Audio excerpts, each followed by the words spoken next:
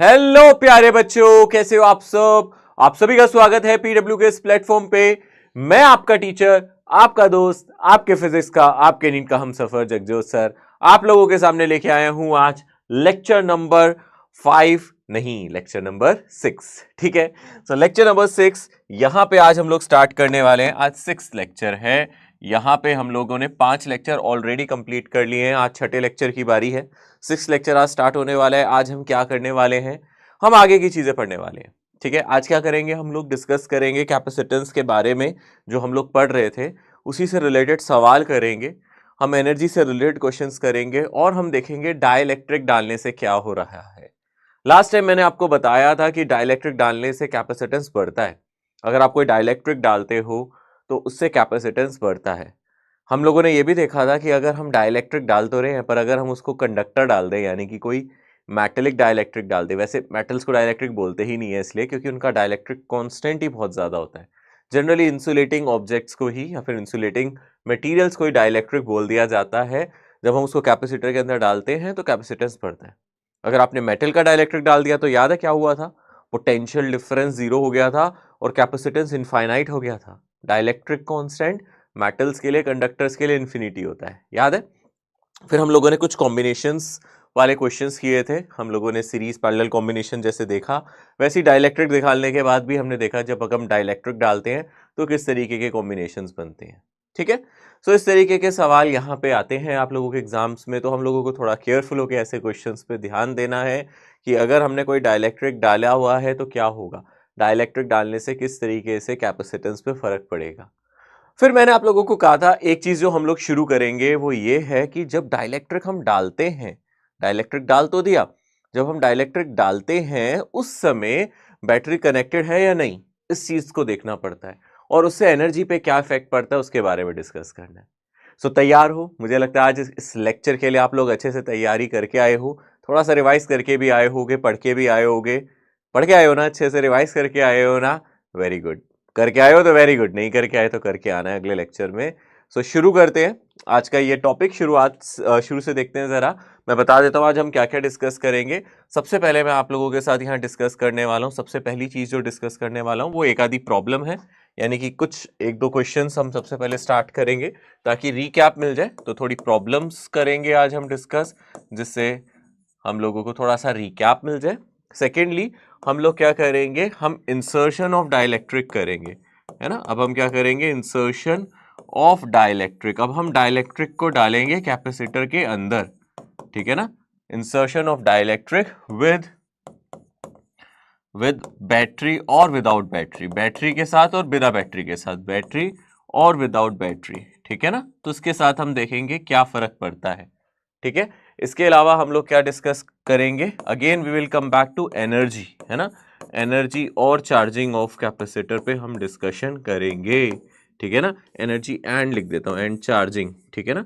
And charging of capacitor, जब capacitor charge हो रहा होता है तो कैसे एनर्जी का डिस्ट्रीब्यूशन होता है, उससे रिलेटेड सवाल देखेंगे। तो ये सब चीजें आप लोगों को आज के सेशन में मिलने वाली है, ठीक है। ये सब कुछ आज हम लोग डिस्कस करने वाले हैं। मजेदार लेक्चर होने वाला है, इंपॉर्टेंट लेक्चर है, सारे ही लेक्चर इंपॉर्टेंट है। सब हम बहुत प्यार से पढ़ रहे हैं, बहुत पेशेंस से और बहुत सहज से पढ़ रहे हैं। और आई रियली अप्रिशिएट किस तरीके से आप लोग सारे लेक्चर्स देख रहे हैं। और मैं यस्टरडे ऑल्सो मैं कमेंट्स आप लोगों के पढ़ रहा था, बहुत काफ़ी बच्चों ने मुझे बताया, दे आर वेरी सपोर्टिव कि हाँ सर हम पढ़ रहे हैं, हम फॉलो कर रहे हैं, आप पढ़ाते जाओ। This is the way you prepare for an examination. तो ऐसे ही आपको एग्जाम के लिए प्रिपेयर करना है कि आपको पूरा कॉन्फिडेंस रख के चलना है अपने ऊपर, सारे लेक्चर्स कंप्लीट करने हैं, कोई लेक्चर्स का बैकलॉग नहीं छोड़ना है जो मैं आपको लेके यहाँ पढ़ा रहा हूँ, है ना। मैंने पहले भी बोला था 11th की चीज़ों को अभी थोड़ी देर साइड रख दो, अगर आपका कोई बैकलॉग रह भी गया है, क्योंकि होगा क्या ना, जो भी हम करेंटली कर रहे हैं आप उसको नहीं जी पाएंगे, फिर आप उसकी चिंता में जो आपका पिछला छूट गया है इसको भी आप गवा देंगे। तो कई बच्चों ने लेट सेशन स्टार्ट किए हैं, मेरे साथ लेट जुड़े हैं, उन लोगों के लिए खासकर मैं उनको ये मैसेज कन्वे करना चाहता हूँ, don't worry, don't panic. Panic ना हो, सबसे पहले तो घबराएं ना, निश्चिंत रहें, पैनिक ना हो। आप लोग शुरू करें जहां से, जिस दिन से भी आप शुरुआत करेंगे आप आगे ही बढ़ेंगे, कभी पीछे मुड़ के नहीं देखेंगे। तो शुरू कर दें, आज से ही भले शुरू कर दें, आज से ही पहले लेक्चर मान के चल लें और शुरुआत करें, बट ये कॉन्टिन्यूशन में रखें कि आने वाले लेक्चर को मैं अच्छे से अटेंड करूंगी या अटेंड करूंगा, ठीक है। चलो शुरू करते हैं। सबसे पहले एक क्वेश्चन के साथ अगर हम ध्यान से देखें, यहाँ सवाल क्या है, आप सवाल पढ़ सकते हैं। मैंने ये क्वेश्चन लास्ट टाइम भी आप लोगों से डिस्कस करा था, याद आ रहा है? यहाँ पे ये स्फेरिकल कैपेसिटर का क्वेश्चन है। मैंने आपको बताया था ये हमारा कॉन्सेंट्रिक स्फेरिकल शेल्स जब लेते हैं तो ये स्फेरिकल कैपेसिटर बनता है, पर इसके लिए एक कंडीशन जरूरी है कि हम आउटर सरफेस को ग्राउंड करें। ये क्वेश्चन मैंने पहले भी करवाया था ना, इसमें हमें आउटर सरफेस को ग्राउंड करना जरूरी है। तो फिर कैपेसिटेंस मेरा इस स्फीयर और ये बाहर वाले स्फीयर के बीच में बनता है। इन दोनों के बीच में मुझे कुछ ना कुछ कैपेसिटेंस मिलता है, इनर और आउटर स्फीयर के बीच में वी गेट सम कैपेसिटेंस। और यहाँ पे कैपेसिटेंस सिर्फ मेरा फॉर्मूला आता था, याद है आपको, 4 pi epsilon not inner radius into outer radius divided by outer radius minus inner radius. पर ये कैपेसिटेंस तब आएगा जब आउटर सरफेस को ग्राउंड करा जाएगा तब, क्योंकि मैंने आपको बताया था आउटर सरफेस के बाहर भी इंफिनिटी पे भी एक सरफेस है, उसका पोटेंशियल हमेशा जीरो होता है। तो इन दोनों के बीच में कोई कैपेसिटेंस नहीं बनना चाहिए। अगर इनके बीच में कैपेसिटेंस बन गया तो आंसर बदल जाएगा, क्योंकि इसका पोटेंशियल जीरो, इसका पोटेंशियल जीरो, दोनों में कोई पोटेंशियल डिफरेंस है नहीं।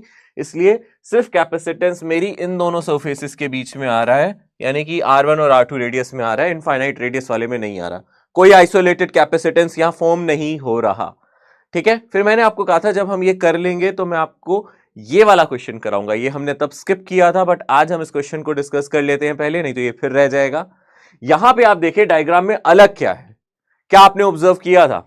क्या डायग्राम देखते ही सबसे पहले आपकी नजर गई थी यहां पे अलग क्या हो रहा है, इस कैपेसिटर में क्या डिफरेंट है पिछले क्वेश्चन से और इस क्वेश्चन में? कोई फर्क नजर आया था आपको?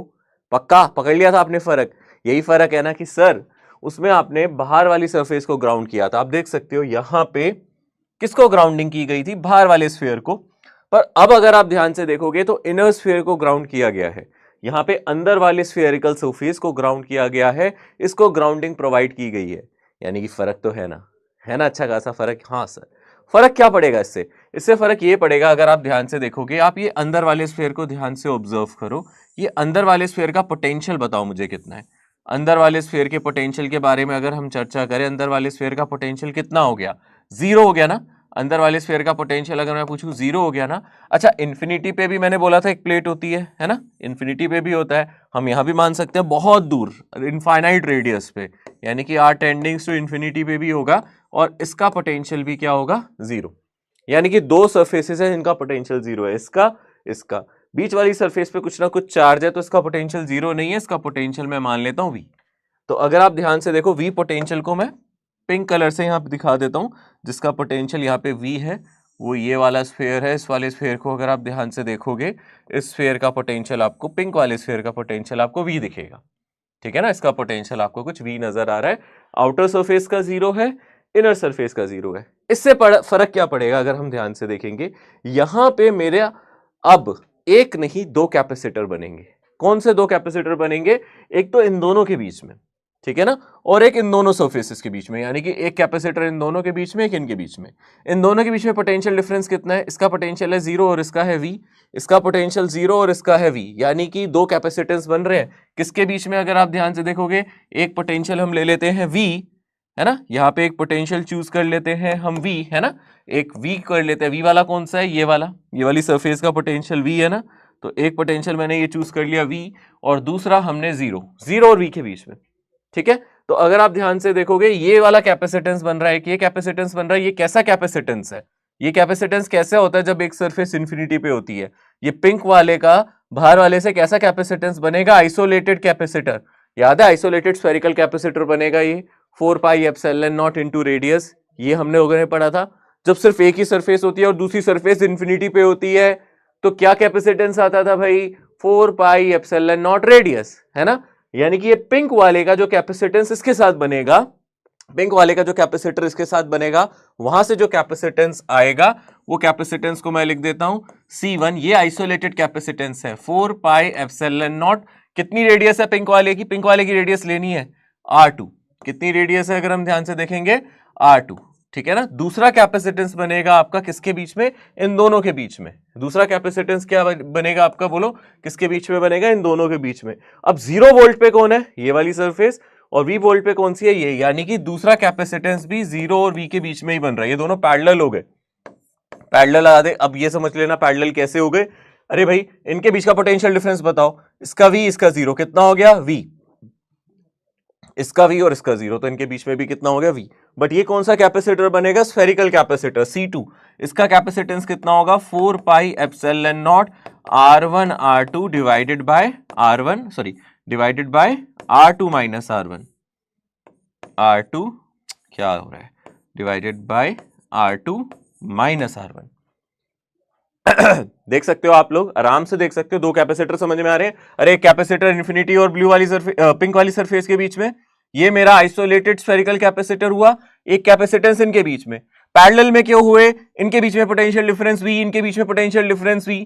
जब दो कैपेसिटर पे सेम पोटेंशियल डिफरेंस होता है तो क्या वो पैरेलल में नहीं होते, होते हैं ना वो दोनों पैरेलल में, इसलिए इन दोनों को पैरेलल में लगा दिया।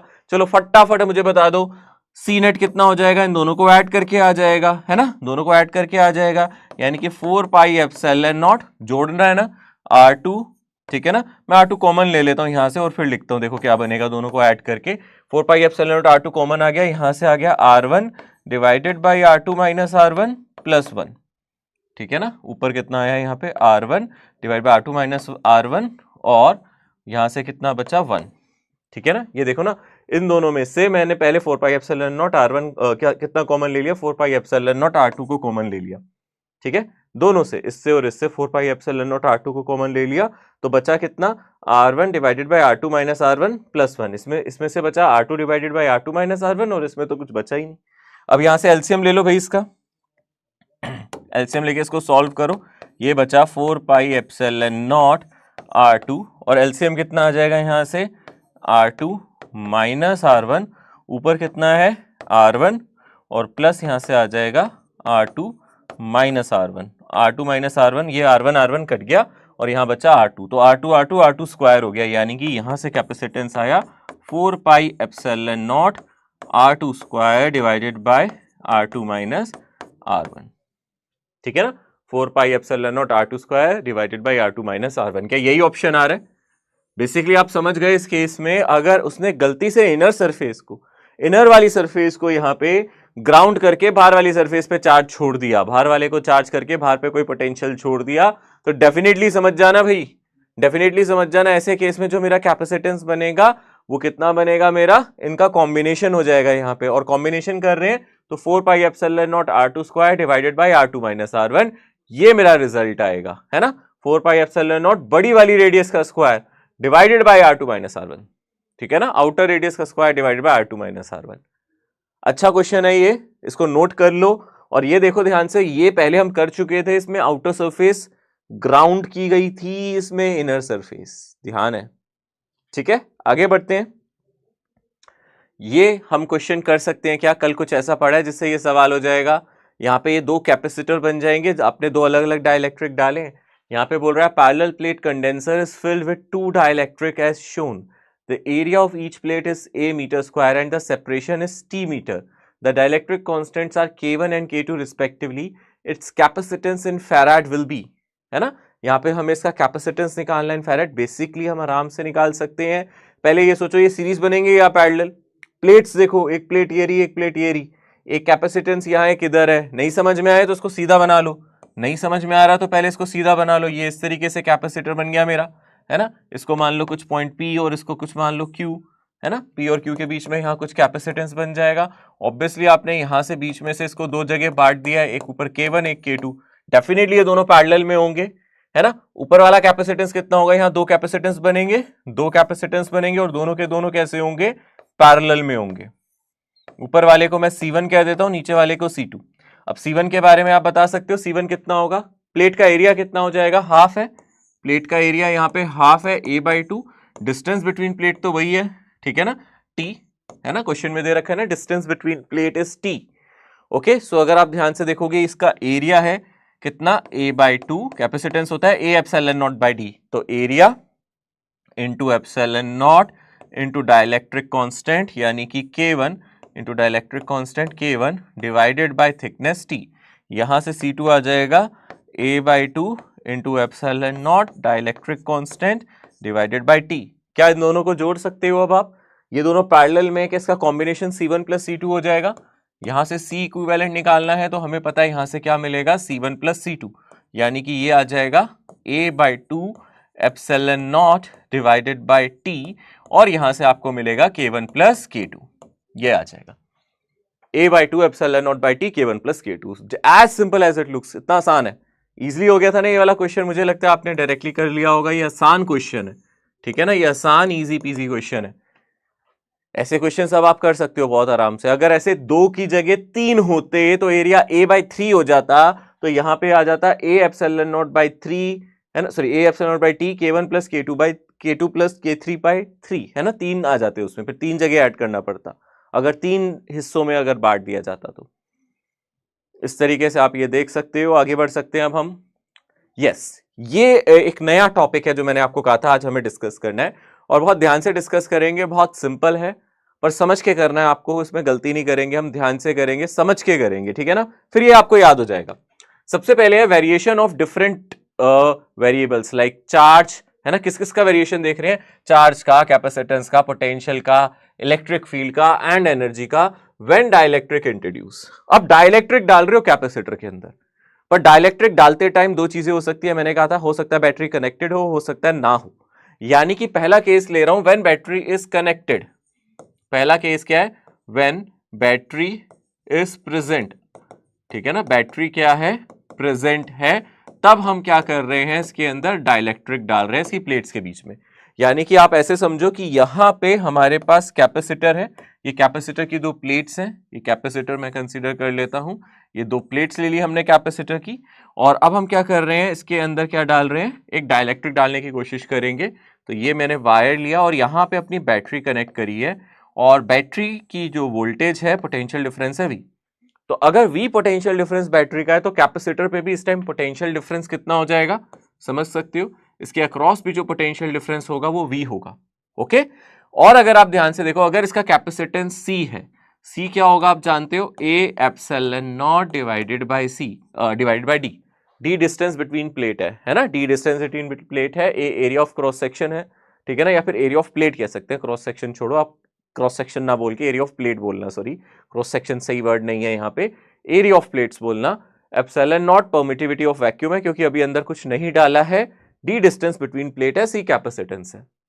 तो यहाँ पे कितना चार्ज आ जाएगा, ये पॉजिटिव टर्मिनल से कनेक्टेड है एक नेगेटिव से, तो इस पे पॉजिटिव चार्ज आएगा, इस पे नेगेटिव आएगा, इस पे प्लस क्यू आ जाएगा और इस पे माइनस क्यू आ जाएगा। डेफिनेटली ये कंडीशन अभी हमारे सामने है, ठीक है।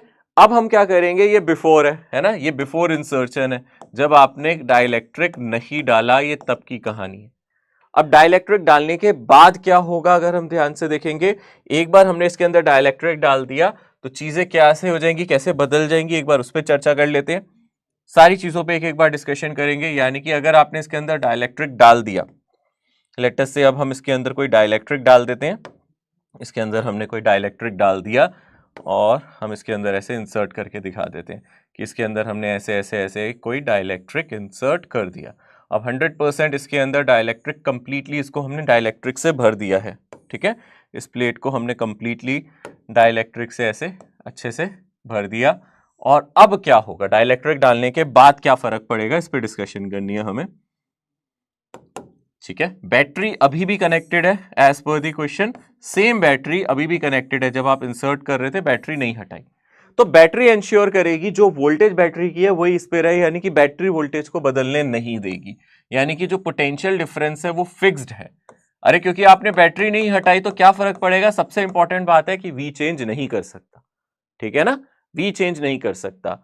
चार्ज फाइनल क्या होगा वो हमें डिस्कस करना पड़ेगा, और क्या होगा वो हमें डिस्कस करना पड़ेगा। ये मेरी आफ्टर सिनेरियो, वो बिफोर था, ये आफ्टर है, आफ्टर इंसर्शन, ठीक है ना। पहले डाइलेक्ट्रिक नहीं था, अब डाइलेक्ट्रिक डालने के बाद क्या होगा, तो हम यहाँ चार्ट बना देते हैं, ठीक है ना। तो अगर हम यहाँ चार्ट बना दें बिफोर और आफ्टर का, है ना, यहाँ पे एक चार्ट बना देते हैं, बिफोर और आफ्टर का एक सिंपल सा चार्ट बना देते हैं, तो हमें पता चलेगा क्या होगा। सबसे पहले अगर हम बात करें पोटेंशियल की ही, वी की, है ना, सबसे पहले अगर हम डिस्कशन करें पोटेंशियल के बारे में यानी वी के बारे में, तो आपको तो ये पता ही है ना पोटेंशियल के साथ क्या हो रहा है बिफोर और आफ्टर, ठीक है ना, चेंज कर रहा है नहीं कर रहा। अगर आप ध्यान से देखोगे पोटेंशियल पहले भी वी था कैपेसिटर के अक्रॉस और बाद में भी वी है, यानी कि नो चेंज। आप देख सकते हो कैपेसिटर, यहाँ पे अगर हम ध्यान से देखेंगे कैपेसिटर पे जो पोटेंशियल है वो पहले भी वही था, पोटेंशियल डिफरेंस अब भी वही है, क्योंकि बैटरी कनेक्टेड है। सबसे बड़ी बात, बैटरी कनेक्टेड है तो पोटेंशियल डिफरेंस बढ़ या घट नहीं सकता, वो सेम रहेगा, वो मेंटेन रहेगा। सेकंड, अगर आप ध्यान से देखोगे यहां पे आप डिस्कस कर सकते हो कैपेसिटेंस पे, ठीक है ना। अब आप डिस्कस करो कैपेसिटेंस पे क्या फर्क पड़ेगा। कैपेसिटेंस तो आपको पता है, बैटरी हो या ना हो, पहले अगर वो सी देखो तो वो कितना था, सी था simply A epsilon not by D. अब अगर यहाँ सी डैश देखोगे वो ए एप्सिलॉन नॉट के बाई डी हो जाएगा, यानी कि ये बढ़ गया है, बेसिकली ये के टाइम सी हो गया है, यानी कि इंक्रीज कर गया है। कैपेसिटेंस आप देख सकते हो इंक्रीज कर गया, ठीक है ना। पोटेंशियल पे कोई फर्क नहीं पड़ा, बट कैपेसिटेंस आपका इंक्रीज कर गया है। कैपेसिटेंस क्यों इंक्रीज कर गया है, क्योंकि आपने डाइलेक्ट्रिक डाल दिया है, तो बैटरी है या नहीं उससे फर्क ही नहीं पड़ता, कैपेसिटेंस तो बढ़ेगा ही बढ़ेगा। थर्ड पॉइंट अगर हम ध्यान से देखें, यहां पे हम डिस्कस कर सकते हैं इलेक्ट्रिक फील्ड के बारे में, ठीक है ना। यहां पे हम डिस्कस कर सकते हैं इलेक्ट्रिक फील्ड। इलेक्ट्रिक फील्ड कैसे आप निकालोगे इसमें, इलेक्ट्रिक फील्ड के लिए आप याद रखो, यहां पे इलेक्ट्रिक फील्ड के आप सिंपली क्या कर सकते हो, potential difference divided by distance between plate, potential difference divided by distance between plate. तो आप कहोगे सर जो मेरी नई इलेक्ट्रिक फील्ड होगी वो क्यों बदलेगी, क्योंकि ना तो पोटेंशियल बदला है ना प्लेट के बीच का डिस्टेंस।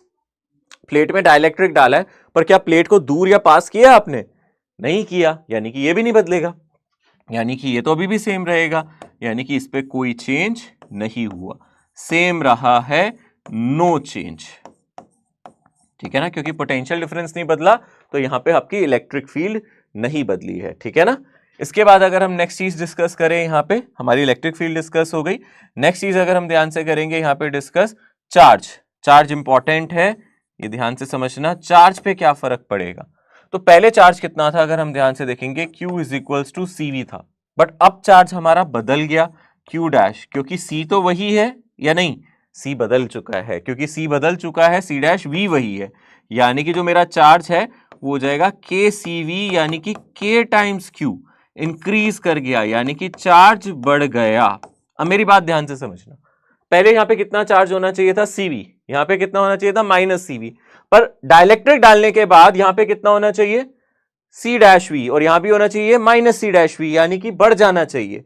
ऑलरेडी कितना चार्ज था मेरे पास चार्ज था CV -CV, मतलब मेरे पास पहले चार्ज था Q और -Q, बाद में कितना हो जाना चाहिए आप जानते हो, चार्ज KCV, यानी कि -KCV, जिसको आप कह सकते हो जो मेरा चार्ज यहां हो गया वो K टाइम्स हो गया, K टाइम्स Q, और यहां पे भी अगर आप ध्यान से देखोगे -K टाइम्स Q, ये हो गया, ठीक है ना। यहां पे तो इक्वल एंड अपोजिट ही होते हैं ना, तो इसका मतलब कितना चार्ज बैटरी से चला होगा, सोचो, खुद सोचो। अगर आपको 100 रुपए चाहिए और आपके पास ऑलरेडी 80 रुपए हैं, मतलब आपको 100 रुपीज चाहिए बट आपके पास ऑलरेडी 80 रुपीज है, ऑलरेडी हमारे पास चार्ज Q था, फाइनली चाहिए KQ, तो कितना चार्ज फर्दर ट्रैवल करेगा, यानी कि कितना चार्ज यहां से ट्रैवल करेगा, डाइलेक्ट्रिक डालने के बाद कितना चार्ज ट्रैवल करेगा, खुद सोचो। Charge from battery after, charge from battery that flows, ठीक है ना, that flows after insertion of dielectric, after insertion of dielectric. क्या मतलब है, जैसे आपने डाइलेक्ट्रिक डाला आप समझ रहे हो चार्ज चेंज कर रहा है, यानी कि कुछ और चार्ज जाएगा। कितना चार्ज जाएगा, KQ जाएगा क्या, नहीं, KQ तो फाइनल चार्ज है, ऑलरेडी इस पे चार्ज था Q से KQ हो गया, यानी कि कितना चार्ज फ्लो करेगा आप समझ सकते हो, KQ माइनस Q, यानी कि K -1। अगर हम ध्यान से देखें, यहां लिख देता हूं मैं, कितना चार्ज फ्लो करेगा, KQ माइनस Q, यानी कि K -1 टाइम्स Q, या फिर K -1 टाइम्स CV, इतना चार्ज फ्लो करेगा, ठीक है ना, यानी कि यहां से K -1 times Q charge flow करेगा सर्किट में, जैसे आप डाइलेक्ट्रिक डालोगे। आपको पता है जब आप कैपेसिटर के साथ बैटरी लगाते हो, जब बैटरी चार्ज हो जाती है तो उसके बाद चार्ज फ्लो नहीं करता है, बैटरी से चार्ज तब तक फ्लो करता है जब तक कैपेसिटर चार्ज ना हो जाए। एक बार कैपेसिटर चार्ज हो गया तो कोई चार्ज फ्लो नहीं करता, तो यहां भी यही होगा, आपने बैटरी लगाई थी, कैपेसिटर लगाया था, तो यहां पे कैपेसिटर चार्ज हो गया, अब थोड़ा ना कोई चार्ज फ्लो कर रहा होगा, पर जैसे ही आप यहां डाइलेक्ट्रिक डालोगे, अब ये कैपेसिटर कहेगा मेरे को Q चार्ज नहीं चाहिए, मुझे KQ चार्ज चाहिए। वो कहेगा मेरे पास Q चार्ज है बट मेरे को चार्ज कितना चाहिए, KQ।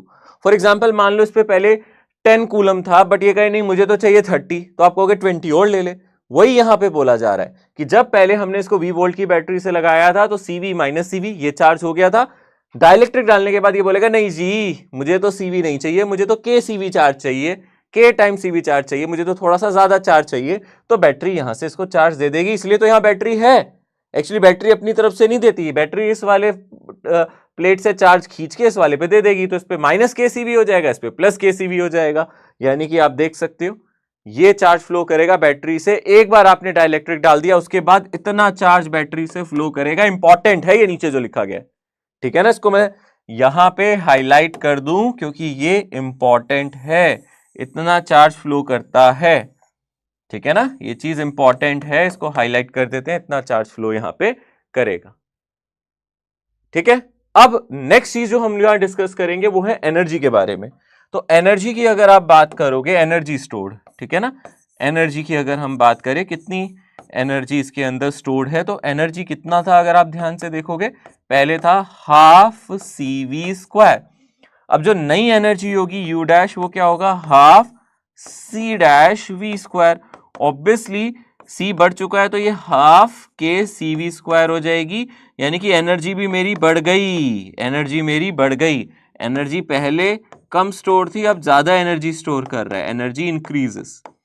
समझ में आ रहा है अच्छे से, एनर्जी भी यहां पे बढ़ रही है, एनर्जी भी यहां पे इंक्रीज कर रही है। यानी कि अगर आपने कैपेसिटर के अक्रॉस बैटरी लगाई हुई है और फिर डाइलेक्ट्रिक डाल रहे हो तो उसका पोटेंशियल चेंज नहीं होता, क्योंकि बैटरी है, बैटरी कहेगी जो मेरा पोटेंशियल वही तेरा पोटेंशियल, मैं बदलने नहीं दूंगी, ठीक है ना। चाहे उसको उसके भले ही चार्ज फ्लो करना पड़ जाए, वो ज्यादा चार्ज फ्लो करके सेम पोटेंशियल मेंटेन रखेगी। आप देख सकते हो पोटेंशियल चेंज नहीं हुआ बट चार्ज आपका बढ़ गया है अब कैपेसिटर पे। कैपेसिटेंस की बात करेंगे वो तो बढ़ेगा ही बढ़ेगा। इलेक्ट्रिक फील्ड की बात करेंगे, इस केस में नहीं बढ़ रहा, जब तक आपने बैटरी कनेक्ट की हुई है, बैटरी से छेड़छाड़ नहीं कर रहे, उसके डिस्टेंस को छेड़ नहीं रहे, बैटरी के प्लेट्स के बीच की दूरी को बदल नहीं रहे और पोटेंशियल नहीं बदल रहे, यानी कि कैपेसिटेंस तो बदल रहा है पर इलेक्ट्रिक फील्ड नहीं बदल रही है। और एनर्जी की अगर आप बात करोगे वो इंक्रीज कर रही है, यानी कि पहले कम एनर्जी स्टोर थी, अब एनर्जी ज्यादा स्टोर होगी। तो यहां पे जो ये पहला केस किया गया है इसको अच्छे से हाईलाइट कर ले। इस केस में इंपॉर्टेंट बात यह है कि बैटरी प्रेजेंट है, ठीक है ना। इंपॉर्टेंट है कि बैटरी यहां पे आपने ऑलरेडी बोला हुआ है कि बिना बैटरी के नहीं है, यहां पे बैटरी ऑलरेडी प्रेजेंट है, बैटरी प्रेजेंट है फिर डाइलेक्ट्रिक डाल रही हो, ठीक है ना। इसलिए मैंने इसको अच्छे से मार्क कर दिया है, ये पहला केस है, ऐसे केस में अभी हमने बैटरी को प्रेजेंट रखा हुआ है। अब अगर हम क्या करें, दोबारा से देखते हैं, नेक्स्ट केस देखते हैं। इसमें दोबारा से हम करते हैं जब बैटरी रिमूव कर दी जाए, है ना। हम कैपेसिटर को बैटरी के साथ लगा के चार्ज कर देते हैं और फिर बैटरी हटा देते हैं, ये करेंगे। ऐसा नहीं है कि चार्ज ही ना करें, मतलब कैपेसिटर को charge and battery is removed, है ना। तो हम लिख सकते हैं कैपेसिटर, ठीक है ना, यहां पे हम लिख सकते हैं capacitor is charged bye battery, है ना। किसी बैटरी से हमने चार्ज कर दिया जिसका पोटेंशियल डिफरेंस भी होगा, and then battery is removed, and then battery is removed. तो हमने यहां पे बैटरी को फिर बाद में रिमूव कर दिया। तो यानी कि यहां पे अगर हम ध्यान से देखेंगे, हम कह सकते हैं जो मेरे पास कैपेसिटर है वो ये प्लेट पड़ी है, ये कैपेसिटर की मेरे पास प्लेट पड़ी है, इसको हमने ऑलरेडी चार्ज कर दिया है ना। इस पे चार्जेस आ गए होंगे, कितनी वोल्ट की बैटरी से चार्ज किया, आप समझ रहे हो, कितने वोल्ट की बैटरी से चार्ज किया, V वोल्ट की बैटरी से, तो इसके अक्रॉस पोटेंशियल डिफरेंस V आ गया होगा, ठीक है ना। इस पे कुछ चार्ज आ गया होगा Q, इस पे चार्ज आ गया होगा minus Q, obviously Q is equals to CV है, ये मेरा माइनस CV है ना। जो भी प्लेट के बीच में डिस्टेंस है वो D होगा, एरिया प्लेट का A होगा, जैसे पहले कर रहे थे हम लोग, है ना। यानी कि दोबारा चीजें लिख सकता हूं मैं, ठीक है ना। यहां पे अगर मैं ध्यान से देखूं बिफोर एंड आफ्टर, फिर से लिखते हैं, अगर हम ध्यान से देखें बिफोर एंड आफ्टर, दोबारा से चार्ट बनाने की कोशिश करते हैं। तो सबसे पहले अगर मैं ध्यान से देखूं बिफोर आफ्टर, हम सबसे पहले यहां पे क्या लिखेंगे, चार्ज। अब यहां पे सबसे इंपॉर्टेंट बात है, हम चार्ज के बारे में बात करेंगे बिफोर, ठीक है ना, एंड आफ्टर। चार्ज पे क्या फर्क पड़ेगा उस पे थोड़ा सा डिस्कशन यहां पे बनता है, ठीक है। पहली बात, यहां पे अगर आप ध्यान से देखोगे, चार्ज इस पे पॉजिटिव प्लेट पे कितना आ गया, प्लस CV, और यहां पे आ गया माइनस CV। कोई बैटरी कनेक्टेड है क्या, नहीं, नो बैटरी, नो सेल, एक बार कनेक्ट करके छोड़ दिया पहले कनेक्ट किया फिर हटा दिया। अब इसमें डाइलेक्ट्रिक इंसर्ट कर रहे हैं। अब इसके अंदर हम क्या कर रहे हैं, डाइलेक्ट्रिक को डाल रहे हैं। तो आप अब इसके अंदर क्या कर रहे हो, ऐसे इसके अंदर डाइलेक्ट्रिक को इंसर्ट कर रहे हो। तो अब आप इसके अंदर डाइलेक्ट्रिक डाल रहे हो, ये हमने इसके अंदर मान लो कोई डाइलेक्ट्रिक डालना चालू कर दिया, और ऐसे इसको पूरा कंप्लीटली हम क्या कर रहे हैं, डाइलेक्ट्रिक से क्या कर देते हैं, फिल कर देते हैं। तो हम इसको अच्छे से यहाँ पे डाइलेक्ट्रिक से फिल कर देते हैं। तो हमने अब यहाँ पे कोई बैटरी नहीं कनेक्ट की हुई, आप देख सकते हो बैटरी हटी हुई है। अब आप डाइलेक्ट्रिक डालोगे तो अब चार्ज नहीं बदल सकता, याद रखना। क्यों नहीं बदल सकता, पहले चार्ज क्यों बदला था, सोचो पहले चार्ज क्यों बदला था, क्योंकि इसको पोटेंशियल सेम रखना था और यहां बैटरी थी। अरे बैटरी ही ट्रक है, ट्रांसपोर्टेशन का काम करती है, एक से दूसरी जगह चीज को ले जा सकती है। चार्ज एक प्लेट से दूसरी प्लेट पे ले जाने का काम बैटरी करती है। जब बैटरी नहीं है तो चार्ज एक से दूसरी जगह जाएगा कैसे, सोचो। यानी कि अब जो हम केस कर रहे हैं उसमें बैटरी है ही नहीं, बैटरी हटा दी आपने, कैपेसिटर को चार्ज किया, बैटरी हटा दी। अब आप इसके अंदर जो मर्जी डाल दो, चार्ज प्लेट का बदल नहीं सकते। प्लेट का चार्ज बदलने के लिए क्या चाहिए, एक बैटरी चाहिए, एक रास्ता चाहिए। अरे ऐसे सोचो, आपको एक जगह से दूसरी जगह कुछ सामान ले जाना है तो ट्रांसपोर्टेशन की तो जरूरत पड़ेगी ना। तो सेल और बैटरी वो ट्रांसपोर्टेशन का काम करती थी, वो चार्ज को अपने ऊपर लाद के ले जाती थी एक से दूसरी जगह पे। वही काम यहाँ पे बैटरी करती है। यहाँ पे अगर प्लेट्स को ऑलरेडी आपने चार्ज दे दिया तो आप प्लेट्स के चार्ज को बदल ही नहीं सकते। आप डाइलेक्ट्रिक डालो या जो मर्जी करो, चार्ज प्लेट का नहीं बदलेगा, है ना। यहाँ पे प्लेट के बीच का चार्ज नहीं बदलेगा।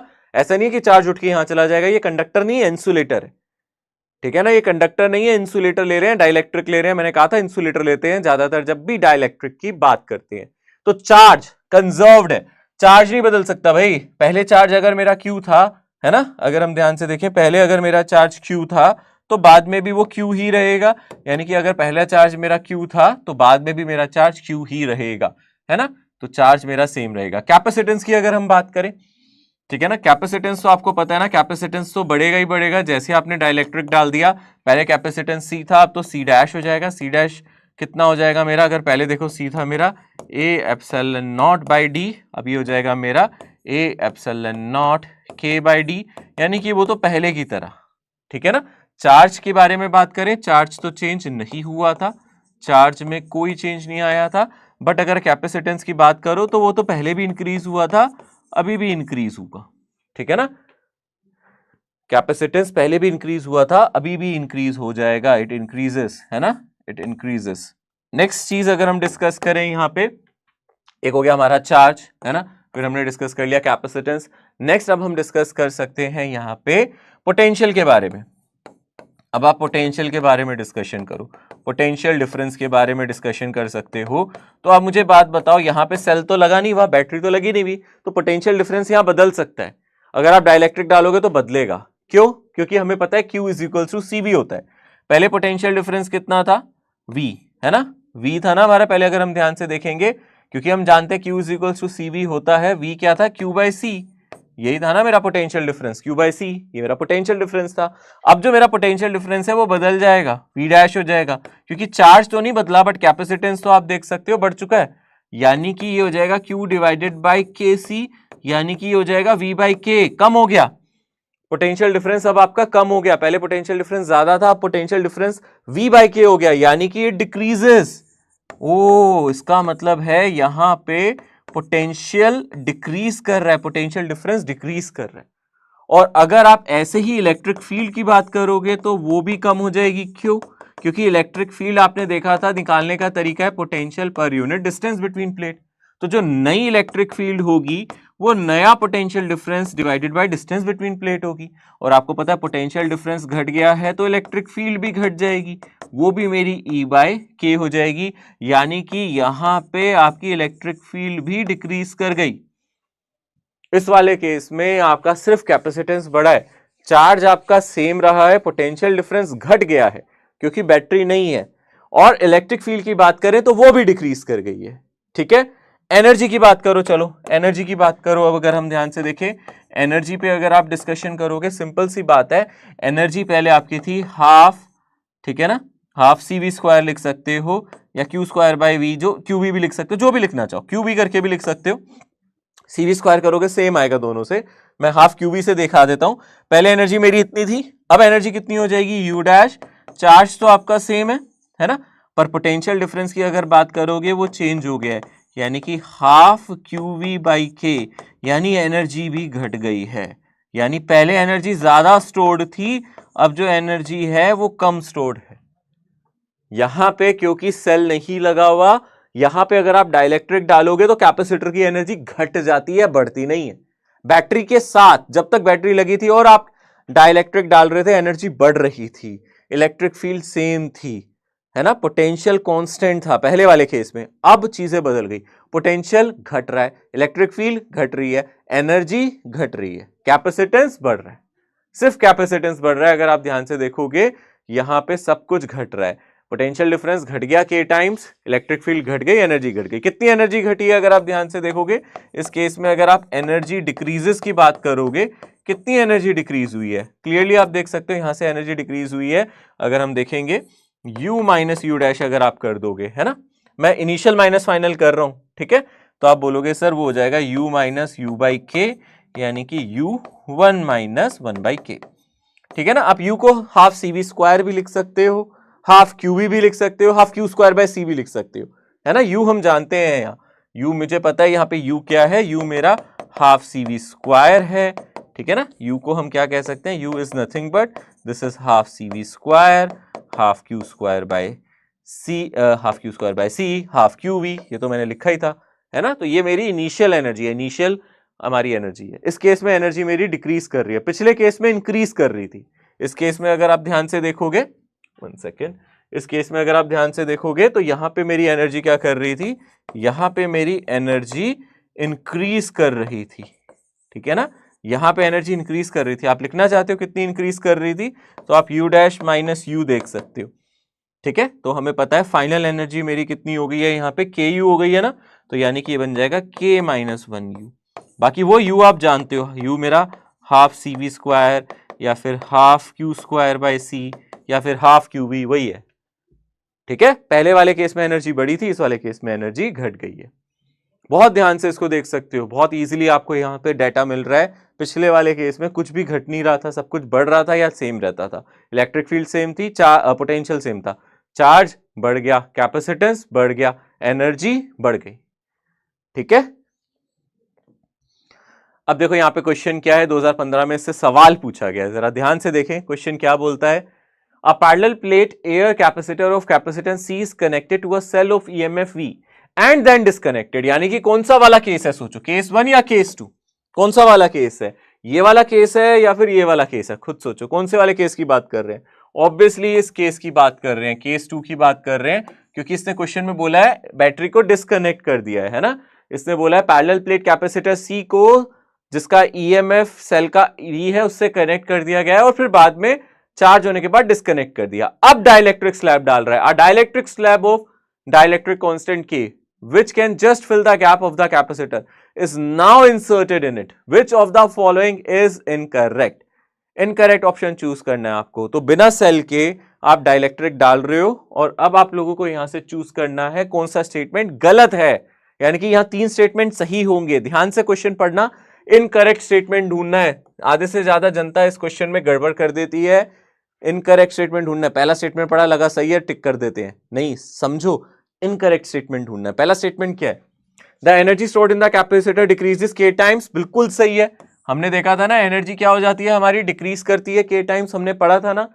The change in energy is half C V square 1 by K minus 1, ये भी सही है ना, यही हमारी चेंज इन एनर्जी हो जाएगी, ठीक है ना। 1 माइनस 1 बाई के लिखोगे तो पॉजिटिव नंबर आएगा, 1 बाई के माइनस 1 लिखोगे तो यहाँ नेगेटिव नंबर हमें बता रहा है एनर्जी डिक्रीज कर रही है, क्योंकि हमने देखा था ना जो एनर्जी डिक्रीज करेगी वो u टाइम्स 1 माइनस 1 बाई के, है ना। ये हमने एक मैग्नीट्यूड लिया था, बट ओवरऑल देखो चेंज इन एनर्जी एक नेगेटिव नंबर आएगा, इसलिए ये सही है, कोई दिक्कत नहीं है।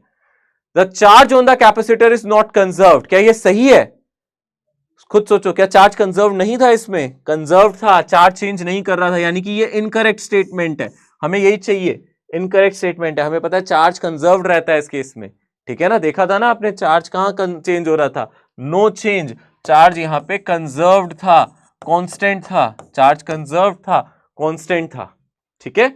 तो यहां पे इसका मतलब ये रॉन्ग स्टेटमेंट है। फोर्थ स्टेटमेंट देख लो, पोटेंशियल डिफरेंस डिक्रीजेस के टाइम, सही है ये भी स्टेटमेंट। ये तीनों स्टेटमेंट ठीक है, बट हमें इनकरेक्ट चूज करनी है, इसलिए ये वाली स्टेटमेंट हमें मार्क करके आनी है। तो इसका आंसर ये थर्ड ऑप्शन हो जाएगा। A condenser is charged to a potential PD. PD का मतलब potential difference of 120 volt. Its energy is 1 into 10 की power minus 5 joule. If battery is there and the space between the plate is filled up by a dielectric medium, इतना the new energy is.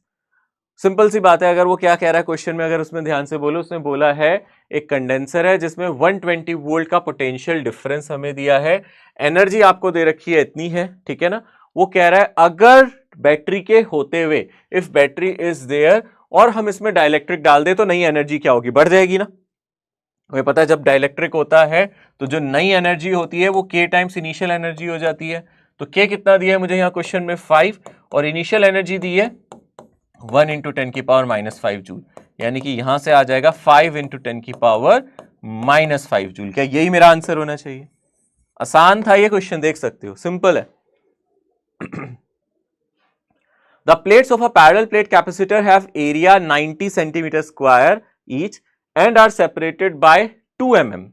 ठीक है, तो यहां distance between plate आपको दे दिया, ये मेरा डिस्टेंस बिटवीन प्लेट दे दिया, यानी कि ये हमें d दे दिया, एरिया ऑफ प्लेट दे दिया। चलो इससे हमें कैपेसिटेंस वगैरह निकालने में आसानी हो जाएगी। अब कह रहा था capacitor is charged by connecting it to 400 volt supply, the density of energy stored. तो पोटेंशियल डिफरेंस दे दिया। पहले तो ये सोचो हमें निकालना क्या है, एनर्जी डेंसिटी। एनर्जी डेंसिटी का फॉर्मूला सोचो, एनर्जी डेंसिटी का फॉर्मूला क्या था अगर आपको याद आए, energy per unit volume, energy density, ठीक है ना। ये किस पे डिपेंड करती थी, half epsilon not electric field का स्क्वायर, ई स्क्वायर यानी इलेक्ट्रिक फील्ड का स्क्वायर। यहां पे हमें कैपेसिटर की प्लेट के बीच का डिस्टेंस पता है और पोटेंशियल डिफरेंस पता है, तो आप इलेक्ट्रिक फील्ड पहले निकाल लो ना, V बाई डी करके। पोटेंशियल डिफरेंस कितना है मेरा 400 और डिस्टेंस बिटवीन प्लेट कितना है मेरे पास 2 mm, यानी कि 2 इंटू 10 की पावर माइनस 3, ठीक है ना। यहां से आप इलेक्ट्रिक फील्ड पहले निकाल लो, ये कितना आ जाएगा 200 इंटू 10 की पावर 3 न्यूटन पर कूलम। क्या यही मेरी इलेक्ट्रिक फील्ड आ जाएगी? आप ध्यान से देखो, पोटेंशियल डिफरेंस प्लेट का अगर आपको पता हो और आप लोगों को क्या पता हो उसके बीच का सेपरेशन कितना है, तो आप उसके बीच की इलेक्ट्रिक फील्ड निकाल सकते हो, ठीक है ना, आराम से आप निकाल सकते हो यहां पे। अब आप लोगों को क्या कैलकुलेट करना है यहाँ पे, डेंसिटी ऑफ एनर्जी स्टोर्ड, तो हम यहां से निकाल सकते हैं। हाफ एप्सिलॉन नॉट की जगह क्या डालोगे, उसकी वैल्यू 8.85 है ना, 8.85 इंटू 10 की पावर माइनस 12 और इसका स्क्वायर कर दो, है ना। कितना आ जाएगा, इसका स्क्वायर कर दो, ये आ जाएगा 40000 इंटू 10 की पावर 6, ठीक है ना, यही आ जाएगा। इसको थोड़ा सा सॉल्व कर लो, ठीक है, इसको थोड़ी सी सॉल्व करनी पड़ेगी आपको कैलकुलेशन। इसका स्क्वायर आप एक बार कर दो तो हाँ इसको निकाल लेंगे हम। अगर हम ध्यान से देखें, ये 2 है, इसको यहाँ से कैंसिल कर दो, ये आ जाएगा 2 इंटू 10 की पावर 4 है ना। 10 की पावर 4 इंटू 10 की पावर 6 कितना होता है, 10 की पावर 10 हो जाता है, ठीक है। और 8.86 इसका डबल करना है आपको, है ना, 8.86 इसका डबल करना है आपको। यहां से हम इसको कैलकुलेट कर सकते हैं, यहां से हमारा कितना आ जाएगा, half epsilon not E square, ये फॉर्मूला था ना हमारा, इसका स्क्वायर कर दिया हमने इलेक्ट्रिक फील्ड का। और क्या दिया हमें क्वेश्चन में, प्लेट का एरिया, इसकी जरूरत तो है नहीं, ठीक है ना, एरिया की जरूरत नहीं है ना, हाँ सब कुछ सही डाला है ना, हाँ ठीक है, 2 mm डाला था, सही है, ओके। तो अब इसके बाद अगर हम ध्यान से देखेंगे तो यहाँ पे हम लोगों को कितना मिल जाएगा, 8.85 इंटू 10 की पावर, कोई हमें डाइलेक्ट्रिक तो नहीं दिया था, एक बार ये देख लो और क्वेश्चन में, बाय कनेक्टिंग इट इतना डेंसिटी इन द एनर्जी, ठीक है, और कोई डाइलेक्ट्रिक कांस्टेंट भी नहीं दिया हमें क्वेश्चन में, सही है, हमने कुछ मिस तो नहीं किया, ठीक है। 8.8 ले लो इसको, अप्रॉक्सीमेटली क्वेश्चन में 8.8 दिया है इंटू 10 की पावर माइनस 12, कितना आ जाएगा 8.8 इंटू 2 करके देख लो, अगर आप ध्यान से देखोगे यहाँ से आ जाएगा 8.8 इंटू 2 इंटू 10 की पावर माइनस 12 और 10 माइनस 2 आ गया, ठीक है। कितना आ जाएगा अगर आप ध्यान से देखोगे, 8 टू द 16 17 8 टू द 16 आप यहाँ करके देख लो, है ना, 8.8 88 इंटू 2 कर लो, हो जाएगा ना ये आराम से, 16 1 और ये 176, ठीक है। तो यहाँ से आ जाएगा 17.6 इंटू 10 की पावर माइनस 2, यानी कि 2 डेसिमल इधर उठा दो तो 0.176, ये हमारा आंसर आ जाएगा 0.176। This is the final answer, okay. इस क्वेश्चन को ध्यान से नोट कर लो। सो स्टूडेंट्स, यहां से अगर हम आगे बढ़े तो और क्वेश्चंस देख सकते हैं और कंसेप्ट देख सकते हैं, पर और क्वेश्चन करने से पहले एक इंपॉर्टेंट कंसेप्ट होता है self energy of a sphere. इसका क्या मतलब है? Self energy. हमने एक स्फीयर देखा जिसके ऊपर कोई चार्ज है ना, हमने एक स्फीयर देखा जिसपे क्या है, कोई चार्ज पड़ा है, तो उस पे चार्ज रखने में भी हमें कुछ ना कुछ वर्क डन करना पड़ेगा, उस स्फीयर के अंदर कुछ ना कुछ एनर्जी स्टोर्ड होगी। एक चार्ज स्फीयर, उस पर अच्छी खासी एनर्जी होती है, उसी एनर्जी को हम बोलते हैं उसकी सेल्फ एनर्जी, उसकी अपनी एनर्जी, सेल्फ एनर्जी। उसके अंदर जो एनर्जी छुपी हुई है ना, उसके अंदर एनर्जी बैठी हुई है, उसके अंदर छुप के दुपक के उसके अंदर एक एनर्जी बैठी है, वही एनर्जी सेल्फ एनर्जी कहलाती है। अब आप इसको समझ सकते हो, इसको दो तरीके से समझ सकते हैं, दो तरीके के स्फीयर समझ सकते हैं। जैसे कि जब हम लोग पोटेंशियल निकाल रहे थे तो हम एक बार कंडक्टिंग स्फीयर ले रहे थे जिसमें सारा चार्ज सरफेस पे आ जाता था, स्फीयर के अंदर कोई चार्ज नहीं बैठता था, सारा चार्ज सरफेस पे आ जाता था, यानी कंडक्टिंग स्फीयर या फिर होलो स्फीयर कह सकते हैं। यार ये अगर हम सेल्फ एनर्जी की बात कर रहे हैं तो भी यहां पे हम डिस्कस करेंगे। सबसे पहले या तो आप इसको बोलोगे ये होलो स्फीयर है, यूनिफॉर्मली चार्ज्ड है ना, होलो स्फीयर यूनिफॉर्मली चार्ज, आप ये कह सकते हो कि एक होलो स्फीयर यूनिफॉर्मली चार्ज्ड ले लो, ठीक है ना, या फिर आप क्या ले लो, चार्ज्ड कंडक्टिंग स्फीयर। चाहे ये सॉलिड हो या होलो फिर फर्क नहीं पड़ता, क्योंकि कंडक्टर है तो चार्ज सरफेस पे होगा, अगर कंडक्टर है तो चार्ज सरफेस पे ही होगा, तो चार्ज कंडक्टर होना चाहिए, चार्ज कंडक्टिंग स्फीयर कह देता हूं, चलो इसको नाम दे देता हूं चार्ज कंडक्टिंग स्फीयर। अब आप होलो बोलो सॉलिड बोलो फर्क नहीं पड़ता, ठीक है ना, बस हमें मतलब है कि सारा चार्ज कहां होना चाहिए, सारा चार्ज कहां होना चाहिए, उसकी सरफेस पे होना चाहिए। तो हम सबसे पहले इस केस पे डिस्कशन कर रहे हैं। तो ऐसे केस में क्या होगा, अगर आप यहां पे एक स्फीयर कंसीडर कर लो, लेट अस से मैं यहां पे एक स्फीयर बना देता हूं, ठीक है ना, इस तरीके से हम यहां पे एक स्फीयर कंसीडर कर लेते हैं, ये हमारा स्फीयर हो गया और इसकी सरफेस पे चार्ज है, सरफेस पे क्या रखा है हम लोगों ने, चार्ज रखा हुआ है, इसकी सरफेस को यहां पे हम चार्ज कर देते हैं इस तरीके से।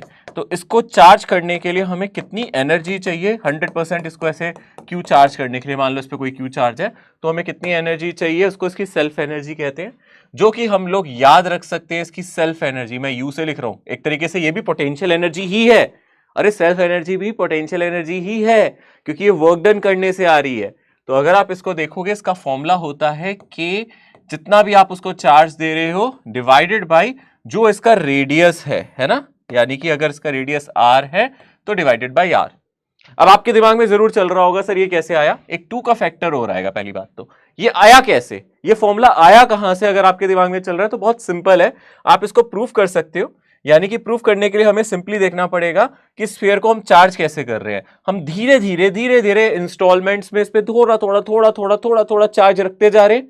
मान लो इस पे कुछ चार्ज रखा, फिर थोड़ा सा और रखा, फिर थोड़ा सा और रखा, पर जब इस पे ऑलरेडी कोई चार्ज है तो और चार्ज रखने के लिए हमें वर्क डन करना पड़ेगा, तो वहीं से ये फॉर्मूला निकल के आता है। डेरिवेशन हमें नहीं देखना है, अगर चाहो तो मैं डेरिवेशन दिखा सकता हूं, मैं मान सकता हूं इस पे किसी समय पे चार्ज क्यू है ना, हमें टोटल चार्ज कितना रखना है, कैपिटल क्यू, किसी समय पे चार्ज क्यू है तो इसका पोटेंशियल हो जाएगा यहाँ पे के क्यू डिवाइडेड बाई जो भी इसका रेडियस है आर, क्योंकि हम चार्ज सरफेस पे रख रहे हैं।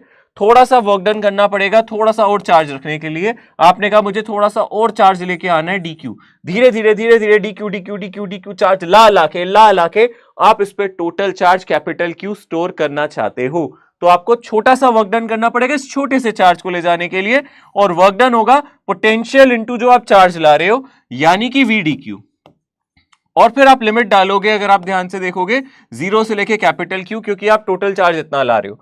अगर आप इसमें सब्स्टिट्यूट कर दो तो आपका टोटल वर्क डन जो आ जाएगा, v की जगह आपका फॉर्मूला है k small q divided by k divided by r, जिसको मैंने बाहर ले लिया, और यहाँ q स्मॉल q dq का इंटीग्रेशन है 0 से कैपिटल q, यहीं से आप इसको इंटीग्रेट करोगे तो q स्क्वायर बाय 2 आ जाएगा, यानी कि k q square divided by 2r।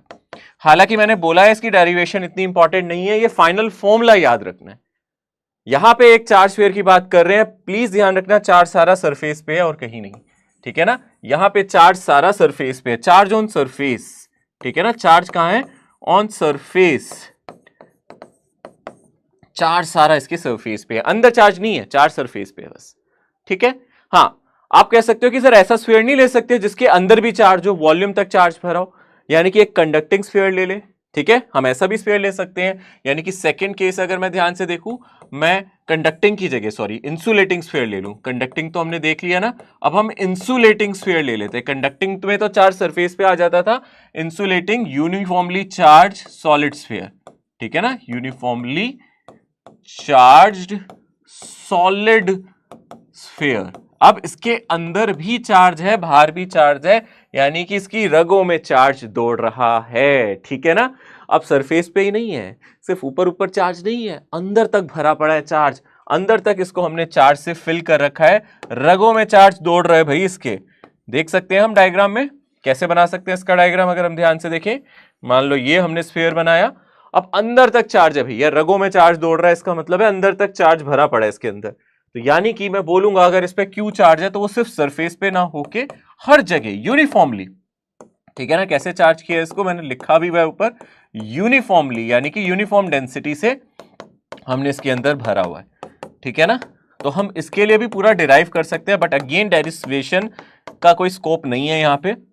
आप सिंपली याद रख सकते हो इसको, इस स्फीयर को कंस्ट्रक्ट करने के लिए जो एनर्जी खर्च होगी ना, स्फीयर को बनाने के लिए जो एनर्जी खर्च होगी वो इसकी सेल्फ एनर्जी है। इस स्फीयर को ऐसा बनाने में, ऐसे चार्जेस को रखने में जो एनर्जी खर्च होगी, जो वर्क डन किया जाएगा, वो स्फीयर की सेल्फ एनर्जी कहलाएगा, वो स्फीयर की सेल्फ एनर्जी कहलाएगा। स्फीयर की सेल्फ एनर्जी का फॉर्मूला याद रखना पड़ेगा आपको, 3/5 kq² डिवाइडेड बाई r। फर्क है ना भाई दोनों में। जब आप होलो की बात कर रहे थे या फिर चार्ज जब सारा सरफेस पे था तो आपको कितना वर्क डन करना पड़ रहा था, आप देख सकते हो, ये था kq²/2r, है ना। कितना था अगर आप ध्यान से देख सकते हो, 1/2 को 0.5 कह सकते हो, 0.5 kq² डिवाइडेड बाई r, ठीक है ना। पर अगर आप एक सॉलिड स्फीयर ऐसा कंस्ट्रक्ट कर रहे हो तो आपको जो वर्क डन करना पड़ रहा है वो कितना है, 0.6 kq² डिवाइडेड बाई r। समझ में आ रहा है, दोनों में फर्क है। यहां ज्यादा वर्क डन करना पड़ रहा है आप लोगों को, इसके अंदर ज्यादा एनर्जी स्टोर्ड है, ये ज्यादा एनर्जेटिक है भाई, इसके अंदर ज्यादा एनर्जी स्टोर्ड है, ये ज्यादा एनर्जेटिक है, ठीक है। हाँ, फॉर्मूले को अलग अलग तरीके से एक्सप्रेस कर सकते हो, आप चाहो तो k की वैल्यू यहां ओपन करके इसी फॉर्मूले को ऐसे भी लिख सकते हो, इसी फॉर्मूले को q² डिवाइडेड बाई 8πε0 r लिख सकते हो। भाई मैंने बस यहां पे k की जगह 1/4πε0 लिखा है, जानते हो ना k होता है 1/4πε0, 4 × 2 8 बन जाएगा। आप ऐसे भी लिख सकते हो, एक्सप्रेस करने का तरीका है जैसे आप एक्सप्रेस करो। हाँ, यहां पे भी कर सकते हो, क्यों नहीं कर सकते, यहां पे भी इस तरीके से आप एक्सप्रेस कर सकते हो। आप लिख सकते हो 3q², नीचे 5 है और 4 आएगा, 20πε0 r, ठीक है ना। ये आप लोग याद रख सकते हैं, ये फॉर्मूला है, इंपॉर्टेंट है, इजी भी है, इसको याद भी रख सकते हैं। ये सेल्फ एनर्जी का फॉर्मूला होता है, ठीक है। This is a formula for self energy. यहां पे आप देख सकते हो क्वेश्चन वही पूछा गया, जस्ट फॉर्मूला पूछ रहा है, रिकैप मिल जाएगा, आप इसका आंसर बता दो। What is a work done in charging a sphere of radius capital R and charge Q। क्या पूछना चाहता है, समझ रहे हो, एक स्फीयर को चार्ज करना है, कितना चार्ज देना है उस स्फीयर को, जल्दी से बोलो, स्मॉल q चार्ज देना है, कितना रेडियस है उसका, कैपिटल Q। वर्क डन कितना करना पड़ेगा, यानी कि इसकी सेल्फ एनर्जी ही तो पूछ रहा है, यानी कि इसकी सेल्फ एनर्जी के बारे में बात कर रहे हैं, तो हम लोग इसकी सेल्फ एनर्जी के बारे में यहां बात कर रहे हैं। यानी कि ऐसे हम स्फीयर कंसीडर कर लेते हैं और इस पे जो चार्ज है वो कितना कंसीडर कर रहे हैं हम लोग, q, स्मॉल q इस पे चार्ज कंसीडर कर रहे हैं, रेडियस कितना कंसीडर कर रहे हैं इसका, कैपिटल R। तो इसकी जो सेल्फ एनर्जी है वही हमारा वर्क डन है, वही मुझे कितना मिल जाएगा, ऑप्शन में देखो ε0 की टर्म्स में दिया गया है, तो q² डिवाइडेड बाय 8πε0 जो भी इसका रेडियस है, यानी कि r, यानी कि कौन सा ऑप्शन, फर्स्ट ऑप्शन, ठीक है ना। होलो है, देखो सॉलिड नहीं है, ये होलो है, क्योंकि ऑलरेडी उसने रेडियस r दे दिया और इसको चार्ज कर रहे हो, और कोई ऑप्शन होलो से मैच भी नहीं कर रहा और सॉलिड से मैच भी नहीं कर रहा, होलो स्फीयर लेके करना है। अब देखो, self energy of a uniformly charged non conducting sphere having total charge q and radius r। तो इसका फॉर्मूला हम लोगों ने पढ़ा था, इसका फॉर्मूला होता है 3/5 kq² डिवाइडेड बाय r। तो ये वाला आंसर आ जाएगा, सिंपल क्वेश्चन है दोनों, ठीक है।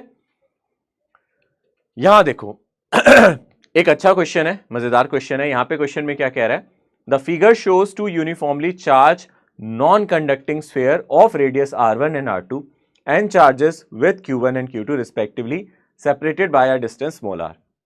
Find the total electrostatic energy of this system. तो देखो स्टूडेंट्स, अभी क्या कह रहा है, यहां पे इस पे चार्ज q1 है, इस पे चार्ज q2 है, दो चार्ज स्फीयर है, एक पे चार्ज q1 दूसरे पे चार्ज q2, इसका रेडियस कैपिटल R1 और उसका रेडियस R2।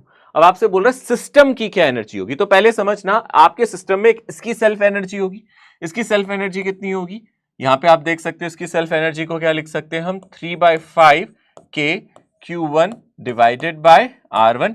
इसकी सेल्फ एनर्जी को क्या कह सकते हो, 3/5 के Q2 डिवाइडेड बाय R2। ये दोनों की सेल्फ एनर्जी होगी, है ना, ये दोनों स्फीयर की सेल्फ एनर्जी हो गई। अगर हम ध्यान से देखेंगे, ये पहले वाले की सेल्फ एनर्जी, वो दूसरे वाले की सेल्फ एनर्जी, पर ये आपस में भी तो इंटरेक्ट करेंगे। जब ये इंटरेक्ट करेंगे तो दोनों को हम पॉइंट मास तरीके से कंसीडर कर सकते हैं। याद है ना, जब हम किसी स्फीयर के बाहर देखते हैं तो उसका इन्फ्लुएंस ऐसा ही होता है जैसे कि इसका सारा मास इसके सेंटर पे हो। एक तो एनर्जी लगेगी इन दोनों को बनाने में, दूसरे इनके आपस की इंट्रैक्शन एनर्जी होगी। ये एनर्जी इसकी सेल्फ एनर्जी है, ये इसकी सेल्फ एनर्जी है। तीसरी इनकी इंट्रैक्शन एनर्जी होगी, यानी कि आपस वाली पोटेंशियल एनर्जी। आप इसका चार्ज मान लो Q1, इसका Q2, और इन दोनों के बीच का जो डिस्टेंस है R है, यानी कि जो तीसरी एनर्जी होगी वो इंट्रैक्शन होगी कि Q1 Q2 divided by R। तो तीनों को जब आप जोड़ दोगे तो आपको टोटल एनर्जी ऑफ सिस्टम मिलेगी। एक एनर्जी इसको बनाने में लगी, एक एनर्जी इसको बनाने में लगी, दूसरी एनर्जी इन दोनों को करीब लाने में लगी। यहां और यहां पड़े हैं, ऐसे ही नहीं पड़े हो सकते। रख सकते हो क्या दो चार्जेस को पास पास? नहीं, क्योंकि उसमें आपको पास लाने में एनर्जी खर्च करनी पड़ेगी, क्योंकि वो रिपल्शन फील कर रहे होंगे, वो रहना नहीं चाहेंगे पास पास। आ रहा है समझ में?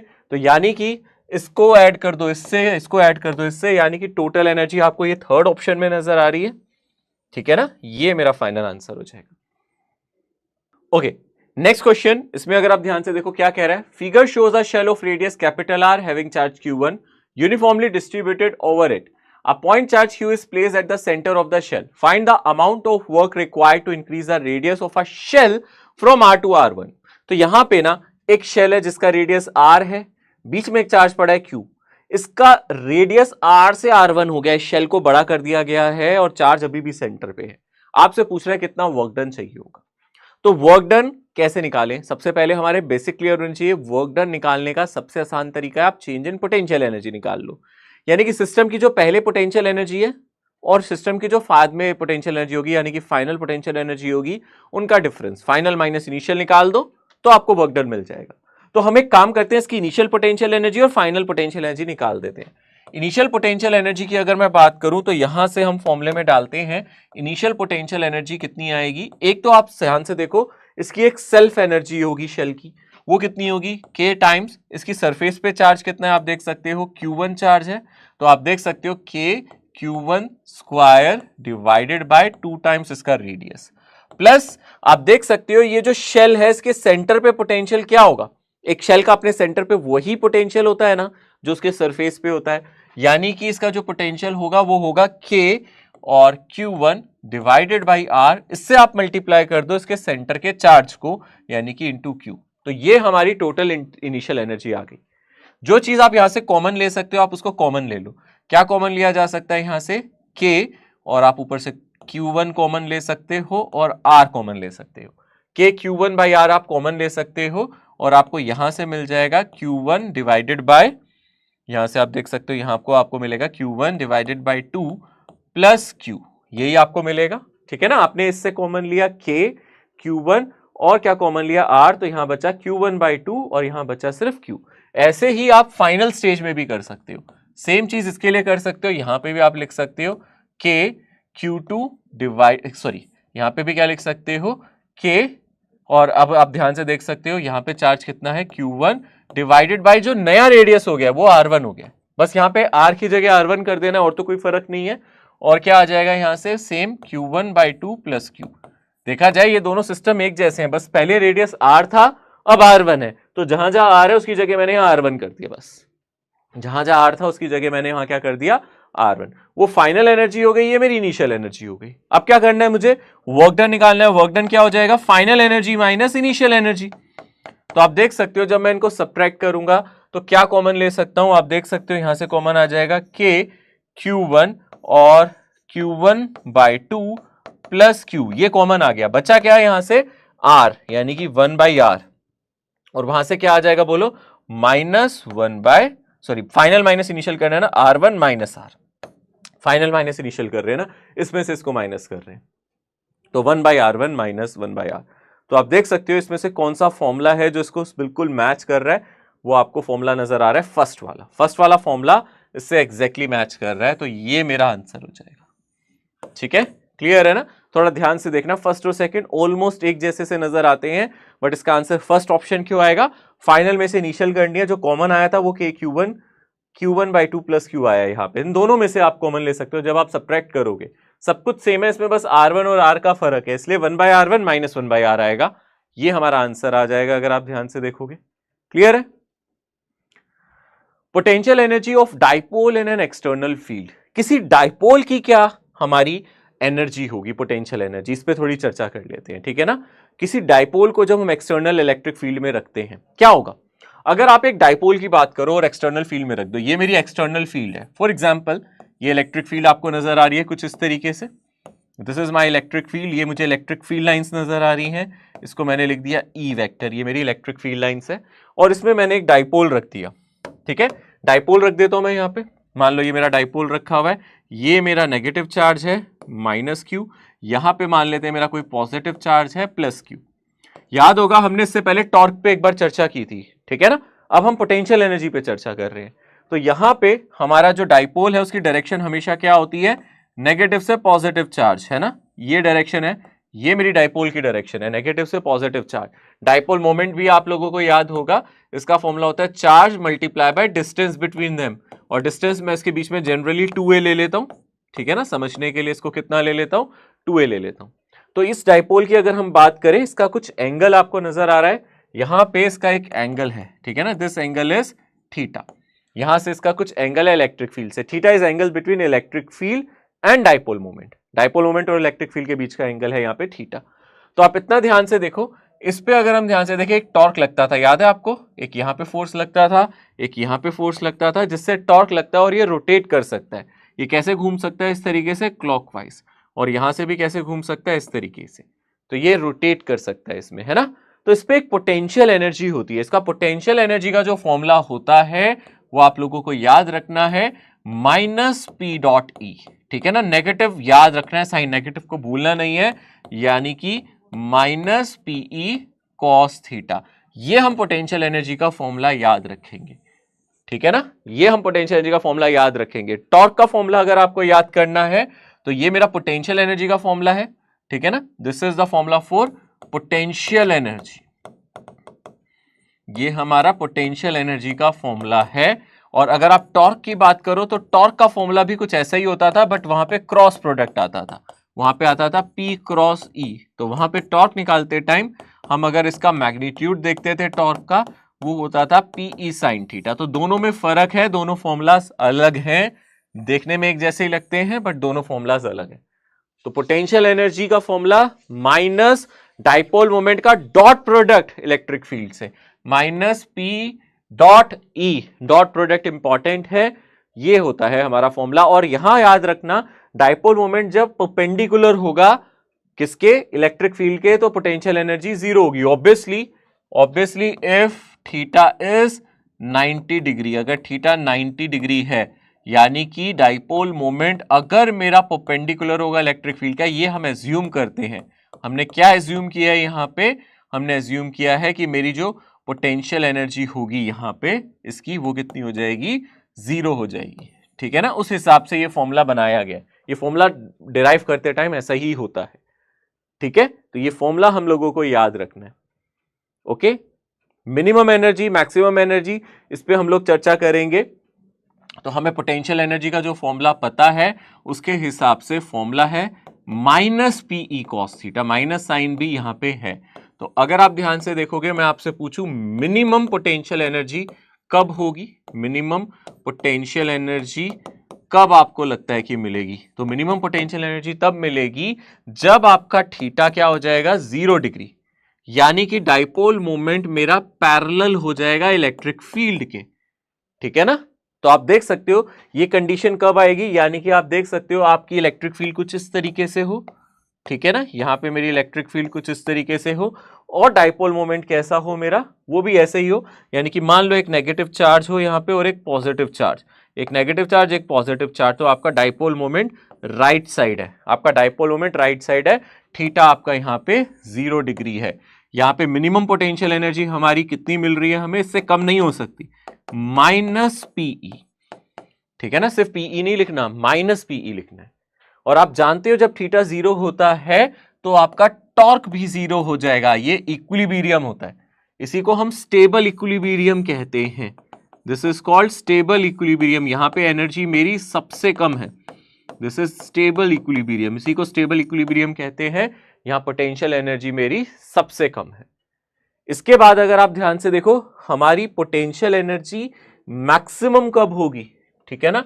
अगर हम बात करें मेरी पोटेंशियल एनर्जी मैक्सिमम कब होगी, तो हम ये भी देख सकते हैं मैक्सिमम पोटेंशियल एनर्जी तो कहां होगी इसकी पोटेंशियल एनर्जी मैक्सिमम, जब मेरा कॉस थीटा कितना हो जाए, -1 हो जाए, यानी कि पीई। पीई इसकी मैक्सिमम पोटेंशियल एनर्जी हो सकती है, यानी कि यहां पे मेरा थीटा हो जाएगा 180 डिग्री पाई एंगल पे। यहां पे जो मेरा पी है वो एंटी पैरेलल है, वो क्या है मेरा anti parallel to electric field, electric field के एंटी पैरेलल हो गया। कहने का मतलब है अगर आप डायग्राम से समझना चाहते हो तो आप ऐसे समझ सकते हो, मान लो मेरी इलेक्ट्रिक फील्ड लाइंस इस तरीके से हैं, यूनिफॉर्म इलेक्ट्रिक फील्ड मैंने ऐसे कंसीडर की हुई है, this is uniform electric field, और मेरा जो डाइपोल पड़ा है वो ऐसे पड़ा है कि यहां पे नेगेटिव चार्ज और यहां पे मेरा पॉजिटिव चार्ज। तो मेरा जो डाइपोल मोमेंट है वो इस डायरेक्शन में, डाइपोल मोमेंट लेफ्ट साइड और इलेक्ट्रिक फील्ड राइट साइड, तो मेरा थीटा अपने आप क्या बन गया यहाँ पे 180 डिग्री। ऐसे केस में मेरी जो पोटेंशियल एनर्जी आ रही है, ठीक है ना, वो मैक्सिमम है, दिस इज मैक्सिमम। कितनी आ रही है, प्लस पीई, है ना, कितनी आ रही है, प्लस पीई, ठीक है। यहां पे भी मेरा टॉर्क जीरो होगा, यहां पे भी अगर मैं आपसे टॉर्क पूछूं तो जीरो ही होगा। तो यहां पे भी इक्विलिब्रियम है, बट यहां एनर्जी क्योंकि सबसे ज्यादा है इसलिए इसको अनस्टेबल इक्विलिब्रियम कहते हैं। दोनों ही इक्विलिब्रियम है बट ये मेरा अनस्टेबल इक्विलिब्रियम कहलाता है, this is my unstable equilibrium.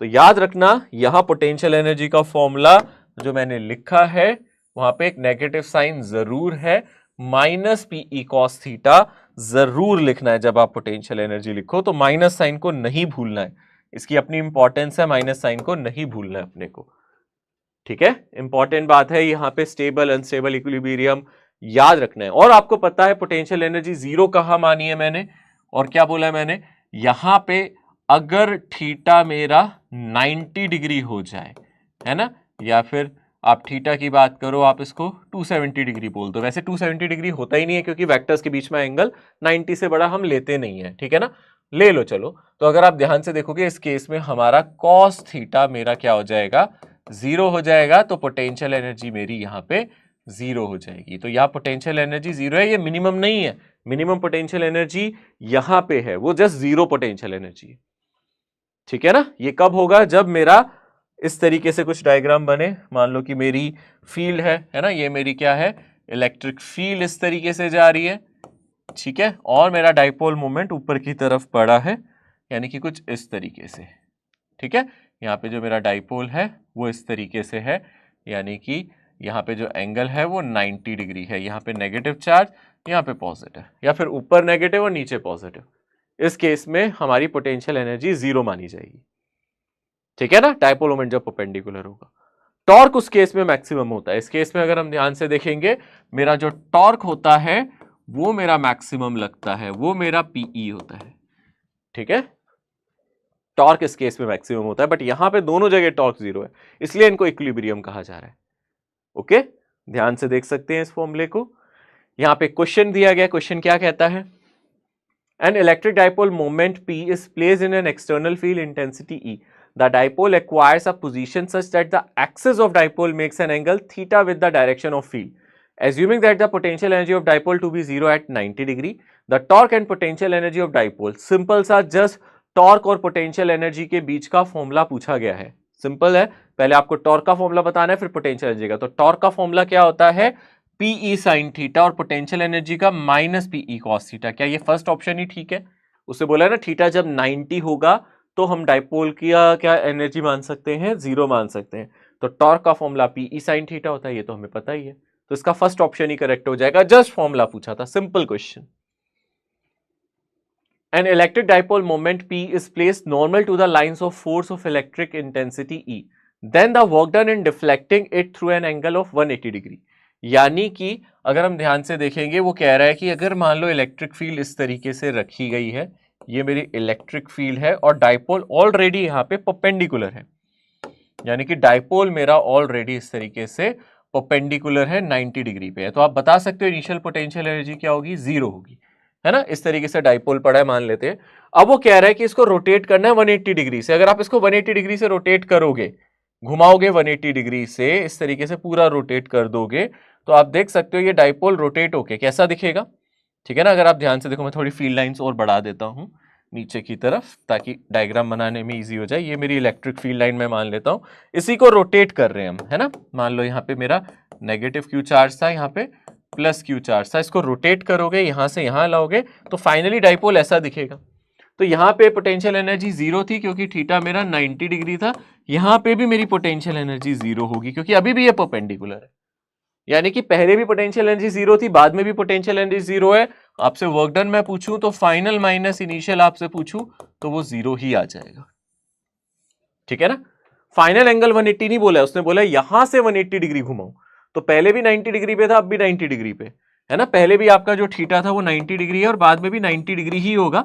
आप 270 भी कह सकते हो इसको, बट कभी भी एंगल वेक्टर्स के बीच में 90 से बड़ा 180 से बड़ा बोलते नहीं है, इसलिए हम लोग इसको 270 ना कह के 90 ही बोल रहे हैं। तो दोनों केस में मेरी पोटेंशियल एनर्जी 0 है, तो वर्क डन होगा चेंज इन पोटेंशियल एनर्जी, और चेंज इन पोटेंशियल एनर्जी यहां 0, तो आंसर आ जाएगा fourth option 0। A dipole of electric dipole moment P is placed in uniform electric field of strength E. If theta is the angle between positive direction of P and E, then potential energy of dipole is largest when theta. तो सबसे ज्यादा कब होता है बताया था ना मैंने, मैक्सिमम कब होगा आपका, then the potential energy is largest जब थीटा कितना होता है आपका 180 डिग्री, है ना, यानी कि पाई रेडियन। तो जब थीटा मेरा 180 डिग्री होता है तो पोटेंशियल एनर्जी मेरी मैक्सिमम होती है, लार्जेस्ट पोटेंशियल एनर्जी यहां होती है, थीटा 0 डिग्री पे मिनिमम होती है। An electric dipole has a magnitude of its charge as q and its dipole moment is p. It is placed in a uniform electric field E. If dipole moment is along the direction of field, then the force on it and potential energy are. तो भाई सीधी सी बात है, अगर मेरी electric field इस तरीके से है, ठीक है, अगर मेरी इलेक्ट्रिक फील्ड इस तरीके से है और डाइपोल ऐसा पड़ा है, क्वेश्चन में बोला गया है, उसने बोला है dipole moment is along the direction of field, यानी कि यहां पे नेगेटिव चार्ज होगा, यहां पे पॉजिटिव चार्ज होगा, डाइपोल मोमेंट इलेक्ट्रिक फील्ड के अलोंग है, यही तो बोला है ना उसने, यानी कि थीटा 0 डिग्री है। तो फोर्स तो वैसे भी यहां पे 0 होता है, चाहे जो मर्जी एंगल हो, फोर्स तो ऑलवेज 0, फोर्स तो 0 होना ही है क्योंकि इलेक्ट्रिक फील्ड यूनिफॉर्म है। जितना force positive pay right side लगेगा उतना नेगेटिव पे लेफ्ट साइड लगेगा, तो फोर्स तो हमेशा ही 0 है। अब दूसरी बात, पोटेंशियल एनर्जी की अगर हम बात करें, थीटा 0 है तो पोटेंशियल एनर्जी क्या हो जाएगा मेरा, माइनस पीई, है ना। पोटेंशियल एनर्जी कितना हो जाएगा मेरा, माइनस पीई, यानी कि ये मिनिमम पोटेंशियल एनर्जी होगी। अब आप ऑप्शंस को देख के सही ऑप्शन को टिक करना। क्या फोर्स 2QE होगा, नहीं ये नहीं हो सकता। एनर्जी मिनिमम होगी, ये सही है। QEPE नहीं, ये नहीं हो सकता क्योंकि फोर्स मेरा 0 है, तो ये भी नहीं हो सकता। मेरा फोर्स मेरा 0 है ना, और एनर्जी मेरी मिनिमम है ना। या तो ऑप्शन में माइनस पीई है या फिर मिनिमम हो, तो आप इसको मार्क करके आएंगे, तो मिनिमम पोटेंशियल एनर्जी होगी। An electric dipole is formed by two equal and opposite charges Q with separation D. The charges have the same mass. It is kept in uniform electric field E. If it is slightly rotated from its equilibrium orientation, then the angular frequency. Okay, ये थोड़ा सा SHM से related है, यानी कि इसको अगर हम ध्यान से देखें, हम यहां डिस्कस कर सकते हैं oscillation of a dipole in external, है ना, ये एक्सटर्नल होगा, एन होगा यहाँ पे, इन एक्सटर्नल इलेक्ट्रिक फील्ड। किसी डाइपोल को हम एक्सटर्नल इलेक्ट्रिक फील्ड में रखेंगे तो क्या होगा वो हम देख रहे हैं, है ना। तो हमें टॉर्क का फॉर्मूला पता है, हमें पता है अगर हम किसी इलेक्ट्रिक फील्ड में डाइपोल को रखते हैं, इस तरीके से डायग्राम समझना ध्यान से, मान लेते हैं, ठीक है ना, यहाँ पे हम डायग्राम बना रहे हैं, ये मेरी इलेक्ट्रिक फील्ड है, ये यूनिफॉर्म इलेक्ट्रिक फील्ड है, और मैं यहाँ पे एक डाइपोल कंसीडर कर लेता हूँ लाइक दिस। यहाँ पे मैंने कंसीडर किया नेगेटिव चार्ज, ठीक है, यहाँ पे मैं कंसीडर कर लेता हूँ माइनस क्यू चार्ज, यहाँ पे कंसीडर कर लेता हूँ प्लस क्यू चार्ज। आपको पता है डाइपोल मोमेंट इस डायरेक्शन में होगा, नेगेटिव से पॉजिटिव, इनके बीच का जो एंगल है वो कितना है, थीटा, ठीक है। ये अगर इसका मिड पॉइंट है तो यहाँ से यहाँ तक का डिस्टेंस होगा ए, और यहाँ से यहाँ तक का डिस्टेंस भी होगा ए। तो इस पर टॉर्क लगता था, याद है जब ये डाइपोल में होता था। आपने इसको कैसे घुमाया है, आपने एंटी क्लॉक घुमाया है। आपने इसको कैसे घुमाया है, एंटी क्लॉक। ये मान लो पहले स्टेबल था, आपने इसको कैसा घुमाया, एंटी क्लॉक, क्योंकि जब ऐसे था तो टॉर्क 0 था। आपने इसको कैसे घुमाया, एंटी क्लॉक, तो इसको टॉर्क कैसा मिलेगा, क्लॉक, है ना। मतलब आपका ये ऐसे पड़ा, आपने इसको एंटी क्लॉक घुमाया तो टॉर्क कैसे घुमाएगा, क्लॉक। तो ऐसे जाएगा और ये ऐसे जाएगा और ऐसे ऐसे ऐसे ऐसे ऑसिलेट कर सकता है। It can do oscillation. तो यहां पे हम याद रखेंगे जो टॉर्क का फॉर्मूला है वो है PE sine theta with a negative sign. कितना है, PE sine theta with a negative sign. Negative sign क्यों लगाया मैंने, क्योंकि यहां पे ये रीस्टोरिंग टॉर्क है, ठीक है ना, ये डायरेक्शन दिखाने के लिए। वैसे टॉर्क के फॉर्मूले में नेगेटिव साइन होता नहीं है, ये रीस्टोरिंग टॉर्क है, क्योंकि आपने इसको एंटी क्लॉक घुमाया और टॉर्क इसको क्लॉक घुमा रहा है, इसलिए मैंने बताया टॉर्क और थीटा अपोजिट है, इसलिए नेगेटिव साइन लगाया है। और टॉर्क को हम बोल सकते हैं यहां पे कितना, आई अल्फा, ये हो जाएगा मेरा माइनस पीई साइन थीटा।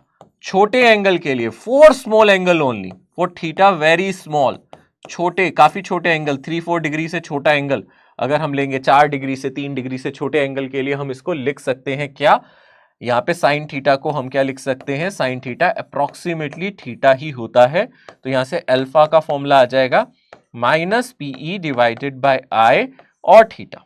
और ये एसएचएम की इक्वेशन है, सिंपल हार्मोनिक मोशन की जनरल इक्वेशन है ये। एसएचएम से आप इसको देख सकते हो, ये एसएचएम की जनरल इक्वेशन है, क्योंकि अल्फा का फॉर्मूला होता है D square theta by D T square. ये एंगुलर एक्सेलरेशन है, ठीक है ना। जो मेरा अल्फा है यहां पे वो मेरा एंगुलर एक्सेलरेशन है अल्फा, और थीटा मेरा एंगल है, ठीक है ना। तो यहां से ये जनरल इक्वेशन बन रही है।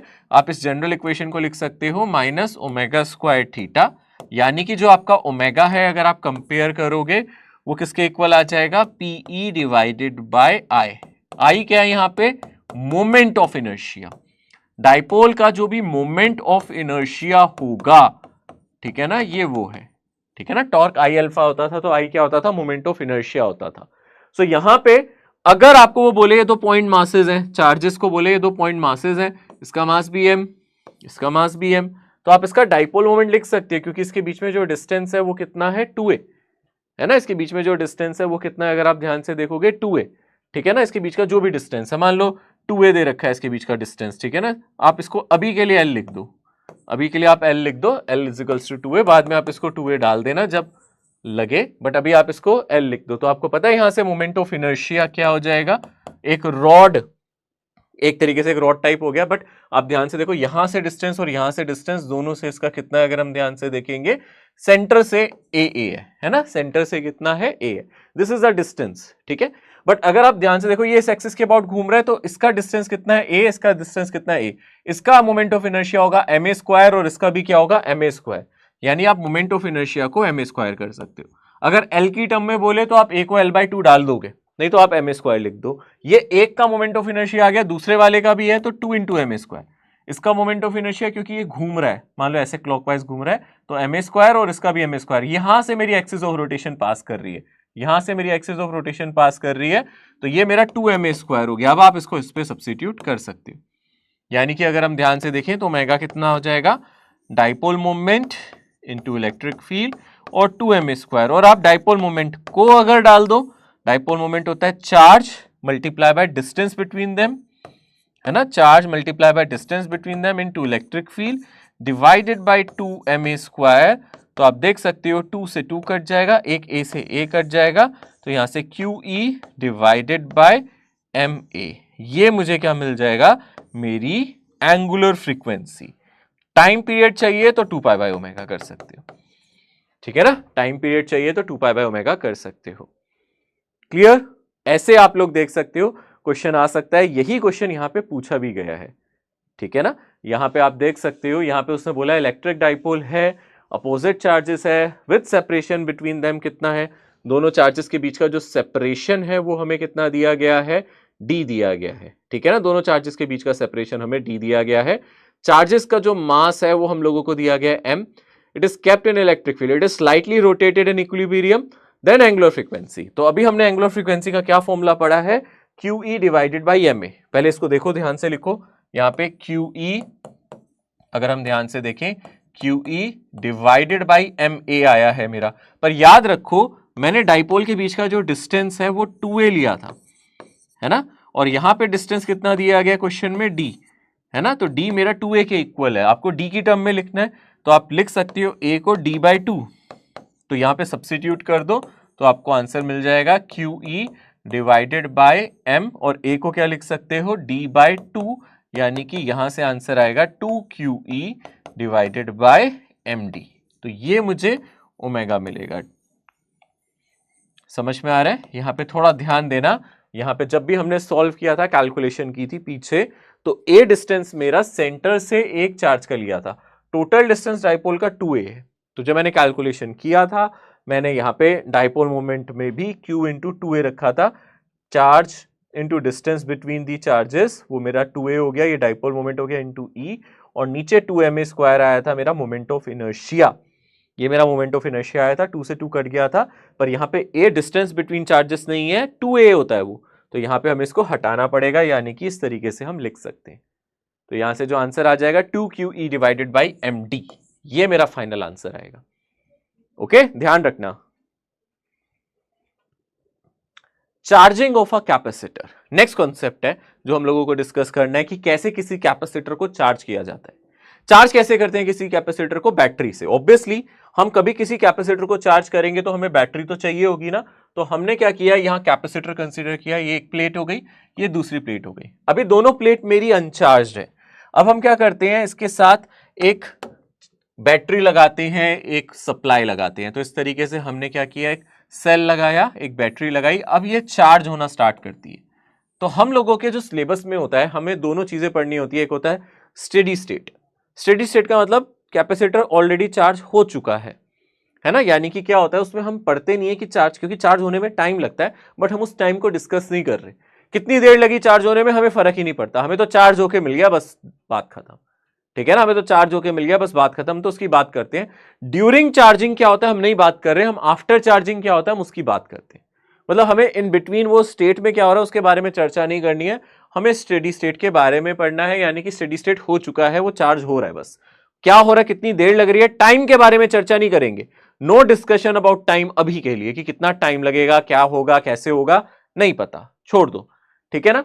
तो अब अगर हम ध्यान से याद करें, यहां पे हमारे पास ये मेरी बैटरी है, इसका पोटेंशियल है V, और मैंने यहां पे कैपेसिटर लगा दिया जिसका कैपेसिटेंस मैंने कंसीडर कर दिया C।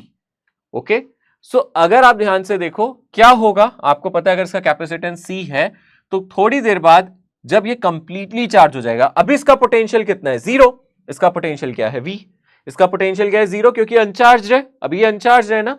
T is equals to 0 पे ये कैसा है, अगर हम ध्यान से देखेंगे अनचार्ज है। हम सिर्फ इनिशियल और फाइनल टाइम की बात करेंगे, बीच में क्या हो रहा है हमें फर्क नहीं पड़ता, हम सिर्फ शुरू की बात करेंगे और बाद में क्या होगा, बस बीच में क्या होगा फर्क नहीं पड़ता।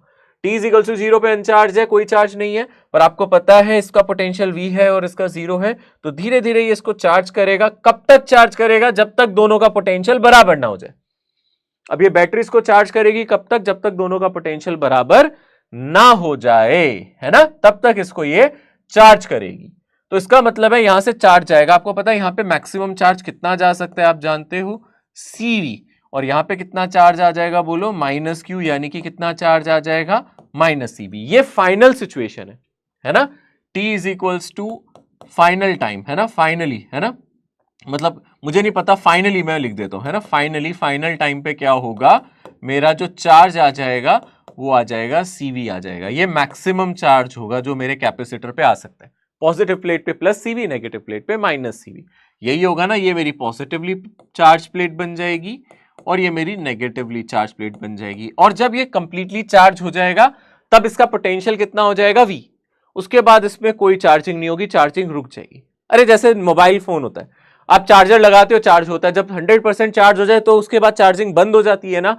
वैसी सेल है, सेल पहले क्या कर रहा है, एनर्जी का सोर्स है, बेसिकली वो इसको चार्ज कर रहा है ना, इसकी एक प्लेट से चार्ज उठा के दूसरी पे रख रहा है। कब तक करेगा, जब तक वो कंप्लीटली चार्ज ना हो जाए। एक बार वो कंप्लीटली चार्ज हो गया तो चार्जिंग प्रोसेस रुक जाएगी, फिर उसके बाद चार्जिंग प्रोसेस हॉल्ट हो जाएगी, रुक जाएगी, है ना। हमें पता है यहाँ फाइनल चार्ज CV हो सकता है, यहाँ -CV हो सकता है। अच्छा, कितना चार्ज गया बैटरी से, अगर हम ध्यान से देखें, पॉजिटिव टर्मिनल से Q चार्ज गया, ठीक है ना, यहाँ पे ऐसे गया और यहाँ जाके बैठ गया, यहाँ से भी कितना चार्ज निकला, Q चार्ज निकला और यहाँ जाके बैठ गया। तो ये सेल का ही तो काम था, यहाँ से Q चार्ज को उठाना और यहाँ पे रखना, या फिर यहां से इलेक्ट्रॉन को उठाना और यहां पे रखना, ये सेल का काम था। ठीक है, अब आपसे दो क्वेश्चन पूछे जा सकते हैं कि भैया पहले आप सोच के बताओ यहां पे वर्क डन बाय बैटरी क्या है, इंपॉर्टेंट है। Work done by battery, battery ने क्या काम किया, ठीक है ना, वर्क डन बाय बैटरी क्या है। तो सिंपल से तरीके से इसको समझते हैं। बैटरी का वर्क डन कभी भी निकालने के लिए आए, कभी भी आप लोगों को क्या सोचना है, जब भी बैटरी का वर्क डन निकालने के लिए आए आपको क्या करना है, potential difference of battery into charge living positive terminal. ये बात याद रखना। क्या याद रखेंगे, अगर हमें वर्क डन निकालना पड़े, बैटरी का वर्क डन अगर हमें कैलकुलेट करना पड़े, तो आप याद रखोगे चार्ज, ठीक है ना, charge from positive terminal of battery, जो पॉजिटिव टर्मिनल से चार्ज निकल रहा है, ठीक है ना, ऑफ बैटरी मल्टीप्लाई बाय, किससे मल्टीप्लाई करना है, potential difference of battery, potential difference of battery. इससे आप क्या निकाल सकते हो, बैटरी या सेल जो भी कहना चाहो, इससे आप वर्क डन बाय बैटरी निकाल सकते हो। यहां पे बैटरी का पोटेंशियल डिफरेंस V है और कितना चार्ज निकल रहा है पॉजिटिव टर्मिनल से, बैटरी के पॉजिटिव टर्मिनल से कितना चार्ज निकल रहा है Q। तो यानी कि मैं आपसे पूछूं यहां बैटरी ने कितना काम किया, बैटरी ने कितना वर्क डन किया, इसने किया Q मल्टीप्लाई बाय V। ठीक है ना, ये कुछ ऐसा ही हो गया कि भैया बैटरी क्या है, सोर्स ऑफ एनर्जी है। मान लो आपके घर में आपके मदर फादर आपको कुछ पैसे देते हैं सामान लाने के बाजार से, जाइए काम करना, तो आपके घर वालों ने आपको 100 रुपए दे दिए, 100 rupees. It is like work done by them. जैसे बैटरी ने वर्क डन किया, उसने कितना एनर्जी की खपत की, बैटरी ने कितनी एनर्जी दी, बैटरी ने कितनी एनर्जी दी, जैसे हमारे घर वालों ने हमें पैसे दिए वैसे बैटरी ने सिस्टम को एनर्जी दी। बैटरी ने कितनी एनर्जी दी, क्यूबी। पर आप बताओ इस पे कैपेसिटर पे कितनी एनर्जी स्टोर हो गई, एनर्जी स्टोर्ड होना capacitor, final energy on capacitor. Initial energy कितनी थी कैपेसिटर पे, 0। फाइनल एनर्जी देखो, इनिशियली तो वो चार्ज था ही नहीं ना, फाइनल एनर्जी ऑफ कैपेसिटर क्या होगी, इनिशियली तो यहाँ पे अनचार्ज था ना, इनिशियली अनचार्ज था, तो इनिशियल एनर्जी यहाँ पे 0 थी कैपेसिटर की, चाहो तो लिख लो, initial energy of capacitor is 0, क्योंकि वो अनचार्ज था। ठीक है, initial energy of capacitor is equals to 0, क्योंकि वो अनचार्ज था, क्योंकि अनचार्ज है, कोई चार्ज नहीं है, कोई पोटेंशियल डिफरेंस नहीं है, तो 0 होगी। But final energy of capacitor, ठीक है ना, फाइनल एनर्जी ऑफ कैपेसिटर की अगर हम बात करें वो कितनी हो जाएगी, हाफ Q इंटू V। यही तो होती है ना, हमने एनर्जी स्टोर्ड इन कैपेसिटर का फॉर्मूला पढ़ा है। पर यहां तो कुछ गड़बड़ नहीं है, कुछ झोल नहीं है। अरे भाई बैटरी ने तो एनर्जी इतनी दी थी और कैपेसिटर पे स्टोर कहां हुई इतनी, अरे एनर्जी गई कहां, बैटरी ने जो एनर्जी दी वो कैपेसिटर को ही तो दी थी, पर बैटरी कहेगी भाई मैंने तुझे QV एनर्जी दी थी। जब उसने जाके देखा, इंस्पेक्शन हुआ, पता चला उस पर तो हाफ QV स्टोर हुई है, बाकी कहां गई, बाकी कहां गई। आपके घर वालों ने आपको 100 रुपए दिए, आप बाजार से सिर्फ 50 रुपए का सामान ले आए, है ना, आप सामान ला के दिखाओ घर वालों को, कहेंगे तो 50 रुपए का सामान है, बाकी 50 कहां है ना, हिसाब दो। आपने QV एनर्जी खर्च करी कैपेसिटर पे, हाफ QV, तो बाकी एनर्जी कहां गई, वो हीट में लॉस हो गई। ठीक है ना, बाकी एनर्जी कहां गई, हीट में लॉस हो गई, यानी कि यहां पे कुछ हीट भी जनरेट होगी। मतलब जब कैपेसिटर चार्ज होता है ऐसे ही नहीं हो जाता, यहां पे कुछ हीट भी जनरेट होती है। कितनी हीट जनरेट होती है, जो भी आप वर्क डन बाय बैटरी कर रहे हो, ठीक है ना, जो भी बैटरी पे वर्क डन कर रहे हो, minus change in potential energy of capacitor, यानी कि जो कैपेसिटर की एनर्जी में चेंज हो रहा है। कैपेसिटर की एनर्जी में चेंज होने का मतलब है, डेल्टा यू का मतलब है change in energy of capacitor, change in energy of capacitor की एनर्जी कितनी कैपेसिटर की बढ़ रही है या घट रही है ना, मतलब final energy of capacitor minus initial. Initial तो इसकी इस केस में 0 थी ना, ये इसकी फाइनल एनर्जी एक तरीके से, है ना। तो आप देख सकते हो यहां पे वर्क डन कितना था मेरा QV, है ना, और यहां से कितना आ जाएगा, आप देख सकते हो चेंज इन एनर्जी कितना हो जाएगा, हाफ QV, है ना, ये final energy minus initial energy 0, तो हाफ QV। इतनी हीट जनरेट हो गई, यानी कि आधी एनर्जी यहां पे हीट में कन्वर्ट हो गई। जो बैटरी ने वर्क डन किया उसकी आधी एनर्जी, एक अनचार्ज कैपेसिटर को चार्ज करने में बैटरी 50% एफिशिएंसी ही दिखाती है, क्योंकि जितनी एनर्जी वो देती है उसकी 50% ही स्टोर हो पाती है। अगर इसने 100 रुपए दिए तो 50 ही मिले, अगर 500 रुपए देता तो 250 ही मिलते। अगर ये 100 जूल एनर्जी दे रहा है तो 50 स्टोर हो रही है, अगर 300 जूल एनर्जी दे रहा है तो 150 स्टोर हो रही है, अगर वो 1000 जूल एनर्जी दे रहा है तो 500 जूल एनर्जी ही स्टोर कर पा रहा है ये, बाकी एनर्जी कहां गई? हीट में। सर कहीं दिख तो रहा नहीं है, हीट का कोई फैक्टर दिख तो रहा नहीं है, कैसे हीट में गया? क्योंकि आप याद रखना आपने इसको एक वायर के थ्रू चार्ज किया होगा, वायर का कुछ ना कुछ रेजिस्टेंस होगा, वो हीट में कन्वर्ट कर देगा।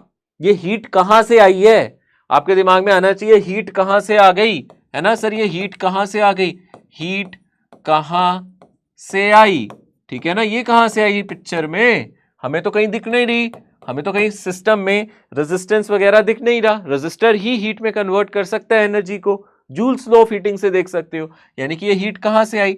तो आप इसमें याद रखना, ऑल्दो मैंने वायर आइडियल वगैरह मानी है बट कुछ भी आइडियल नहीं है, यानी कि कनेक्टिंग वायर, है ना, कनेक्टिंग वायर्स, जो वायर कनेक्ट कर रही है इनको, ठीक है ना, may have some resistance, may have some resistance, उसके पास कुछ ना कुछ रेजिस्टेंस होगा, मे हैव सम रेजिस्टेंस, और we may also connect some resistance, हम भी कोई रेजिस्टेंस लगा सकते हैं, अगर हम नहीं भी लगाएंगे तो भी इतनी एनर्जी लॉस होगी।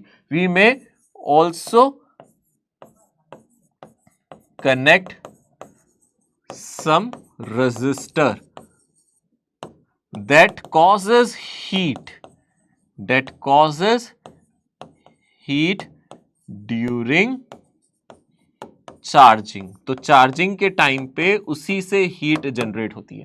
अब आप कहो कि सर वायर अगर अच्छी क्वालिटी की यूज करें तो शायद कम एनर्जी हो खपत, दिमाग में आ रहा होगा सर अच्छी क्वालिटी की वायर यूज करो ना, आप ऐसी वायर यूज ही क्यों कर रहे हो जिसमें रेजिस्टेंस है? सर कम रेजिस्टेंस वाली वायर यूज कर लो सर अच्छी वाली वायर ले लो सर, एल्यूमिनियम की मत लो सर, आयरन की मत लो सर, सिल्वर की वायर ले लो सर, शायद कम एनर्जी लॉस हो। नहीं, आप कोई भी वायर ले लो, अरे कहीं से भी ले आओ, चाहे कम रेजिस्टेंस की चाहे ज्यादा रेजिस्टेंस की, एनर्जी इतनी ही स्टोर होगी, मतलब उससे फर्क पड़ेगा ही नहीं। ये याद रखना। आपसे ये क्वेश्चन पूछ ले कि अगर हम कैपेसिटर को चार्ज करते हैं तो आधी एनर्जी हीट में लॉस हो जाती है, क्या हम इस हीट लॉस को बचा सकते हैं? क्या इसको हम बचा सकते हैं कि हम कम एनर्जी को लॉस करें? ऐसा हो सकता है? पहली बार सुनने में लगेगा हो सकता है, अच्छी वायर यूज करेंगे शायद हो जाएगा, पर ऐसा है नहीं। कैपेसिटर को चार्ज होने में पता है इनफाइनाइट बहुत ज्यादा टाइम लगता है। अब एक बात समझना है यहां से, अगर आप हाई रेजिस्टर वाली वायर लगाओगे तो भी इतनी एनर्जी लॉस होगी, कम वाली लगाओगे तो भी। तो सर रेजिस्टेंस से कोई फर्क ही नहीं पड़ रहा, वायर की क्वालिटी से कोई फर्क नहीं पड़ रहा। फर्क पड़ेगा, वो क्या फर्क पड़ेगा? इसके चार्जिंग टाइम में, कि वो कितनी जल्दी चार्ज हो रहा है या कितना स्लो चार्ज हो रहा है, वो रेजिस्टेंस पे डिपेंड करेगा। याद रखना, रेजिस्टर सिर्फ आपको यह बताएगा कि कितनी जल्दी चार्ज हो रहा है कितना धीरे, मतलब टाइम रेजिस्टेंस पे डिपेंड करेगा, पर एनर्जी तो इतनी ही स्टोर होगी। अगर बैटरी 100 वर्क कर रही है, 100 जूल वर्क कर रही है, तो एनर्जी तो इतनी ही स्टोर कर सकता है वो, याद रखना, ठीक है ना? तो ये बात समझना आप, energy stored is independent of resistor value. ये याद रखना कि हीट आएगी हर बार इतनी ही आएगी, चाहे जो मर्जी रेजिस्टेंस ले लो, हीट इतनी ही आने वाली है, ठीक है? तो आपको इस पे ज्यादा फोकस ही नहीं करना, आप याद रखना है कि इस तरीके से हम देख सकते हैं। हमारे लिए इंपॉर्टेंट क्या है? हमारे लिए इंपॉर्टेंट है यहां हीट का formula, work done by battery minus change in potential energy of capacitor. हमेशा यहां पे final energy of potential capacitor minus initial करना है। अब यहां पे इनिशियल इसकी एनर्जी 0 थी, यहां पे इसकी इनिशियल एनर्जी हमारी क्या थी? कैपेसिटर की 0 थी।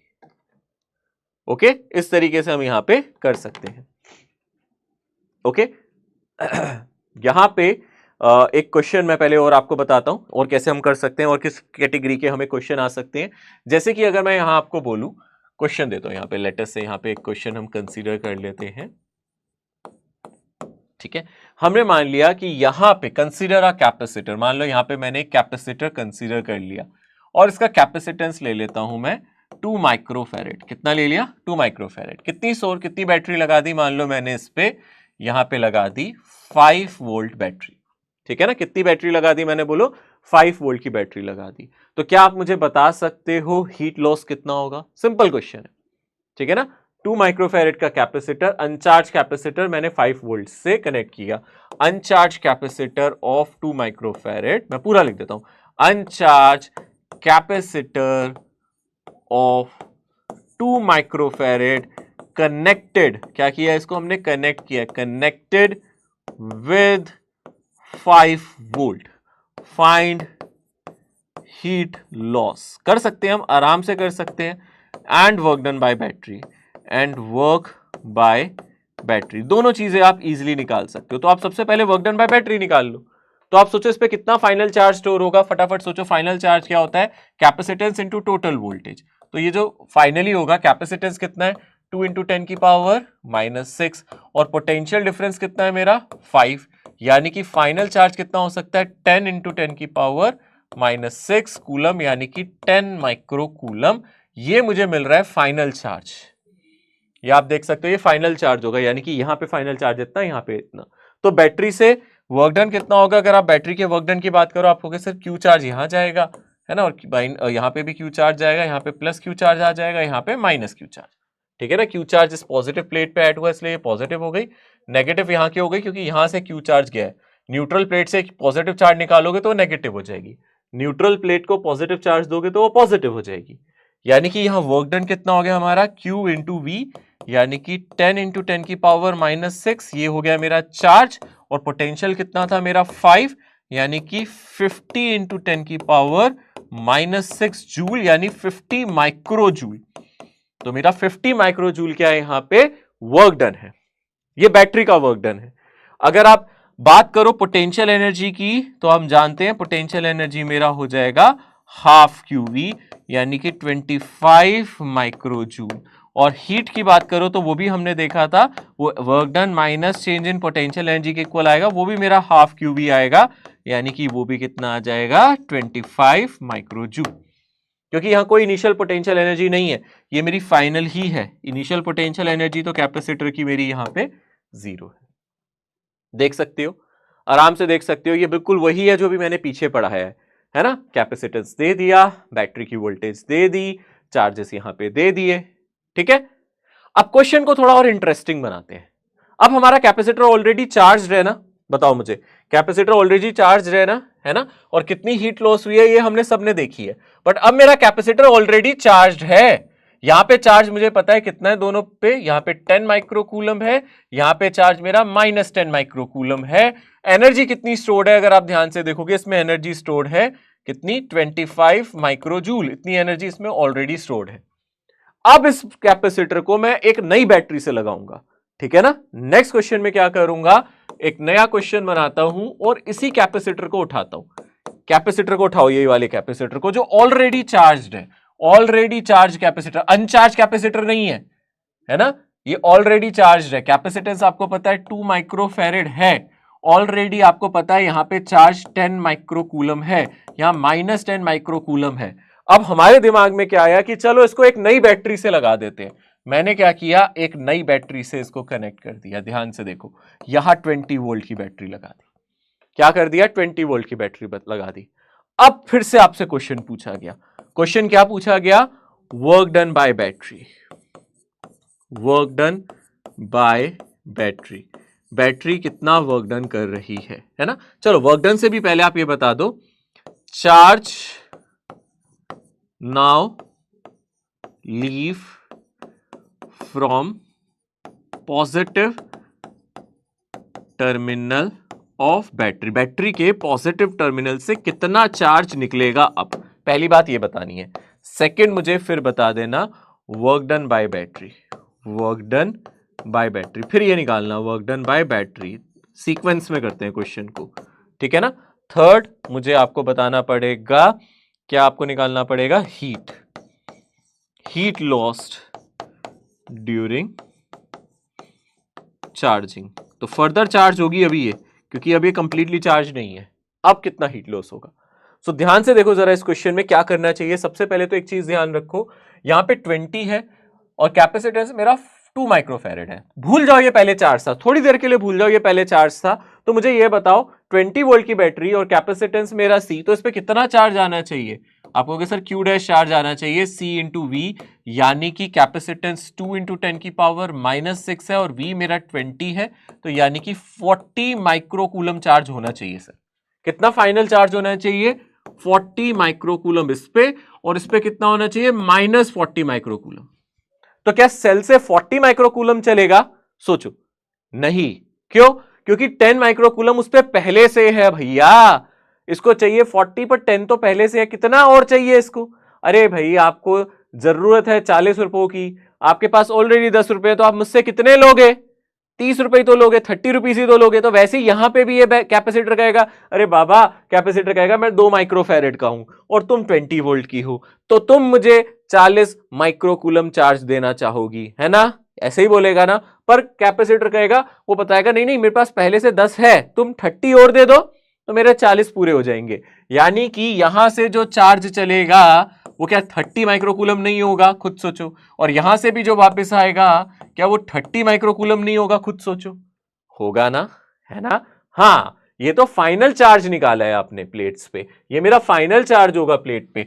फाइनली प्लेट पे फाइनल चार्ज ये होगा, फाइनल चार्जेस है ये, ठीक है ना? बट इतना चार्ज आपका मूव करेगा, है ना? तो पहले वाले क्वेश्चन में जो पहला वाला ऑप्शन है इसका आंसर क्या आ जाएगा? इसका आंसर आ जाएगा 30 माइक्रोकूलम पॉजिटिव प्लेट से चलेगा। पॉजिटिव प्लेट से 30 चलेगा, नेगेटिव में 30 एंटर करेगा microcoulomb. Work done by battery क्या होता था? चलो आओ जरा work done by battery calculate करके दिखाओ। वर्क डन बाय बैटरी होता था क्या? फॉर्मूला क्या था? सोचो। जो चार्ज पॉजिटिव प्लेट से चले यानी कि 30 multiply by potential difference of battery यानी कि 20। सब कुछ माइक्रो में चल रहा है, 10 की पावर -6 जूल में आएगा, सब कुछ माइक्रो में चल रहा था ना, तो यहां से आ जाएगा 600 माइक्रो जूल, है ना? 600 माइक्रो जूल। इतना वर्क डन यहां पे होगा। कितना वर्क डन होगा? 600 माइक्रो जूल, ठीक है? अब बात करेंगे हीट की। अब ध्यान से देखना, इनिशियल एनर्जी बताओ मुझे कितनी थी? इस पे इनिशियल एनर्जी थी, कितनी एनर्जी थी? अभी हमने पीछे चेक किया था, ये ऑलरेडी चार्ज है, इस पे इनिशियल एनर्जी 0 नहीं है। अब इसकी इनिशियल एनर्जी अब 0 नहीं मानी जाएगी, ये ऑलरेडी चार्ज है। 25 माइक्रोजूल पहले से एनर्जी लेके बैठा था ये भाई, 25 माइक्रोजूल एनर्जी लेके बैठा था। फाइनल एनर्जी कितनी हो जाएगी अगर हम ध्यान से देखेंगे? फाइनल एनर्जी इसकी होगी हाफ, अगर हम ध्यान से देखेंगे, Q into V, final charge into final potential, है ना? आप ये लिख सकते हो। तो इस पे फाइनल चार्ज कितना है? फाइनल चार्ज इस पे कितना है? 40 माइक्रो, है ना? 10 की पावर -6। और फाइनल पोटेंशियल कितना है इसके अक्रॉस? 20 वोल्ट का पोटेंशियल हो गया। अब तो कितना आ गया? अगर आप यू फाइनल बहुत ध्यान से निकालना। अब यहां कंफ्यूज मत होना, यहां कौन सा चार्ज रखना है सर, यहाँ 10 रखना था, 30 रखना था, 40 रखना था, कंफ्यूज ही हो गए सर हम तो। अरे ये बताओ कैपेसिटर पे फाइनल एनर्जी कितनी है, उसका फाइनल चार्ज, उसकी फाइनल वोल्टेज। फाइनली तो वो 20 वोल्ट का ही बन जाएगा ना, 20 वोल्ट की बैटरी से लगाया है तो तब तक तो चार्ज होता रहेगा ना ये। तो फाइनल वोल्टेज इसकी वही है जो फाइनल बैटरी की है। फाइनल चार्ज हमने जो भी ऊपर निकाला था वो ये है। तो कितना आ जाएगा? अब इसको 2 से यहाँ पे कैंसिल कर दो, 10, यानी कि ये 400 माइक्रोजूल आ गया, नहीं आ गया? आ गया ना, ठीक है ना? तो अब मुझे बताओ चेंज इन एनर्जी कितना हो गया कैपेसिटर का, यानी कि फाइनल माइनस इनिशियल कितना हो गया? ये हो गया 375 माइक्रोजूल, है ना? 400 माइनस 25, 375। अब हीट लॉस्ट, है ना? अब अगर हम हीट लॉस की बात करेंगे तो वो होता है work done minus change in potential energy. तो बैटरी ने कितना वर्क डन किया है? 600, है ना? और कितनी आपकी एनर्जी चेंज हुई है? 375, ठीक है? तो ये कितना आ जाएगा? 225 आ जाएगा, 225 जूल। इतनी हीट में लॉस हो गई। मतलब बैटरी ने 600 जूल वर्क डन किया, बट एनर्जी सिर्फ कितनी बढ़ी है? 375, ठीक है ना? आप ऐसे समझो, कैपेसिटर पे ऑलरेडी 25 माइक्रो जूल एनर्जी थी, 25 माइक्रो जूल थी, और फाइनल एनर्जी उसकी 400 हो गई, तो कितनी बढ़ी? 375 बढ़ी। और बैटरी ने कितना वर्क डन किया? 600 किया। ओ बाकी का कहां गया? 600 माइनस 375 कहां गया? ये कहां चला गया? मेरा हीट में चला गया। ये कहां चला गया? अगर आप ध्यान से देखोगे, हीट में चला गया। तो यहां से जो हीट आएगा इसका आंसर कितना आ जाएगा? 225 माइक्रो जूल। माइक्रो में रखना था बच्चा, ये सब कुछ माइक्रो में चल रहा था, तो यहां पे भी करेक्ट कर लेना। जूल में कुछ नहीं था, सब कुछ माइक्रो में चल रहा था, माइक्रो जूल करना, ठीक है? माइक्रो जूल में चल रहा था, ये माइक्रो जूल में आएगा। वर्क डन बाय बैटरी कितना आया था वो भी आप लिख लो, 600 माइक्रो जूल। आ गया ना ये भी आंसर, ठीक है ना? ये आंसर भी निकाल लिया ना, तीनों आंसर हमने निकाल ली। समझ में आ गया? इस तरीके के सवाल हो सकते हैं आराम से, बहुत आराम से हो सकते हैं, कुछ मुश्किल नहीं है, इजी होता है। आराम से आप इसको एग्जाम में क्रैक कर सकते हो, फोड़ सकते हो ऐसे एग्जाम्स को, ठीक है ना? ऐसे क्वेश्चंस, ऐसे सवाल आसान है आपके लिए, ठीक है ना? क्लियर है? Okay, yes. So next class में मैं एक कॉन्सेप्ट स्टार्ट करूंगा, ठीक है ना। थोड़ा सा अभी अभी और देखना, आधे घंटे 1 घंटे का भी कॉन्सेप्ट और पढ़ेंगे, फिर मैं कुछ फॉर्मूलास आपको रिकैप करवा दूंगा। बट नेक्स्ट क्लास में क्या करने वाले हैं, अभी हम कैपेसिटर के ही एक चार्जिंग डिस्चार्जिंग को कंटिन्यू करने वाले हैं। वहां मैं एक चार्ज कैपेसिटर को अनचार्ज कैपेसिटर के साथ लगाना सिखाऊंगा। चार्ज कैपेसिटर का कनेक्शन किसके साथ, एक चार्ज कैपेसिटर को मैं किसके साथ कनेक्ट करना सिखाऊंगा आपको, एक चार्ज कैपेसिटर को एक अनचार्ज कैपेसिटर के साथ लगा के दिखाऊंगा कि क्या होगा, ठीक है ना। चार्ज को अनचार्ज के साथ लगाएंगे तो कितनी हीट लॉस होगी, तो कितना वर्क डन होगा, या जितनी भी चीजें, कितना चार्ज ट्रांसफर होगा, क्या फाइनल वोल्टेज होगी, इससे रिलेटेड क्वेश्चंस हम लोग नेक्स्ट लेक्चर में देखेंगे। सो आज का लेक्चर यहीं तक रहेगा, ठीक है ना। आज के लेक्चर में जो हमने चीजें देखी हैं वो इंपॉर्टेंट कंसेप्ट मैं आपको दिखा देता हूं। आज के लेक्चर में हम लोगों ने डिस्कस किया था सबसे पहले यहां पे स्फेरिकल कैपेसिटर्स के बारे में, ठीक है ना। कॉन्सेंट्रिक स्फेरिकल कैपेसिटर्स के बारे में हम लोगों ने डिस्कशन किया है। पैरेलल प्लेट कैपेसिटर को डिस्कस किया है। Variation of different things, different चीजों का वेरिएशन हम लोगों ने डिस्कस किया है। क्या होता है डाइलेक्ट्रिक इंट्रोड्यूस करने से, क्या फर्क पड़ता है, इस पे हम लोगों ने डिस्कशन किया है, ठीक है। सो आज के लेक्चर को यही समाप्त करते हैं और आप अच्छे से इसको रिवाइज करके आना। आज के इस लेक्चर पे यहीं तक रखेंगे, चर्चा कंटिन्यू करेंगे इस लेक्चर के बाद, है ना। एक इंपॉर्टेंट चीज जो मैं आपको बताना चाहूंगा, यस, जो मैंने आपसे प्रॉमिस किया था, सीवी रमन, जिनके बारे में मैं आप लोगों को पक्का बताना चाहूंगा, जो कि काफी बच्चों ने पहचान लिया था। मैंने आपको बताया था एक छोटी सी इनके थॉट्स के बारे में बताया था सीवी रमन के, कि ये फेलियर से नहीं डरते थे, ठीक है ना।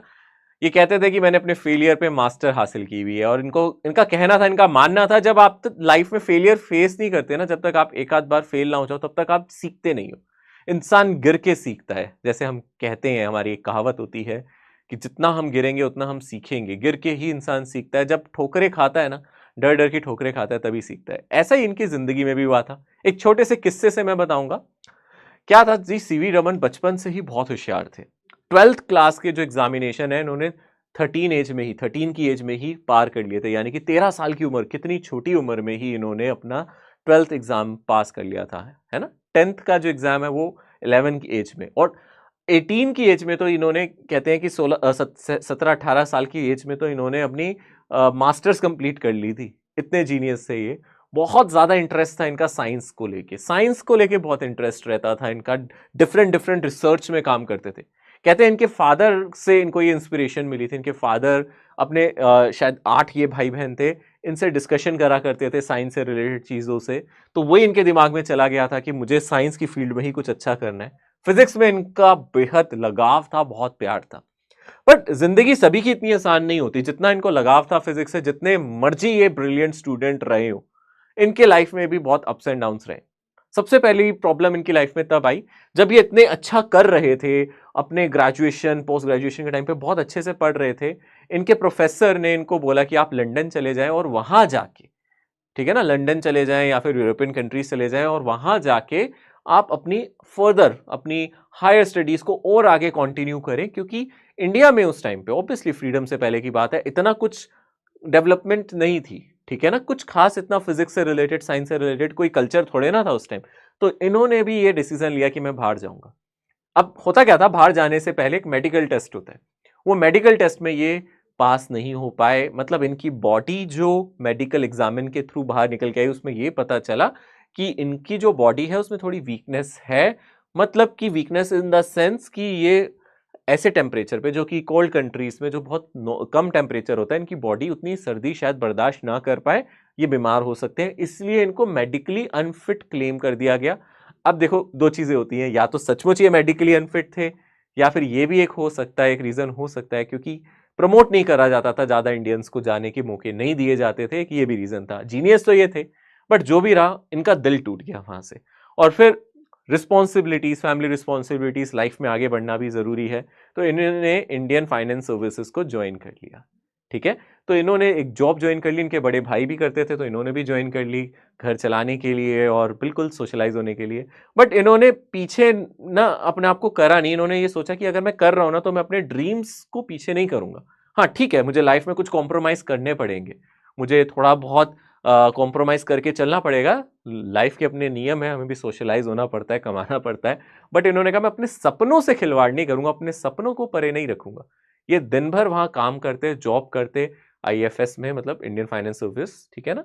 तो वहां ये जॉब करते और रात भर बैठ के अपना फिजिक्स की तरफ जो इनका प्रेम था, लगाव था, उस पे मेहनत करा करते थे। सोचो, ठीक है, पूरा दिन थक के इंसान सोचता है ना, ठीक है ना, जो नहीं हाथ लग रहा छोड़ दो उसको, कई बार ऐसा फील आता है, बट इन्हें नहीं आया।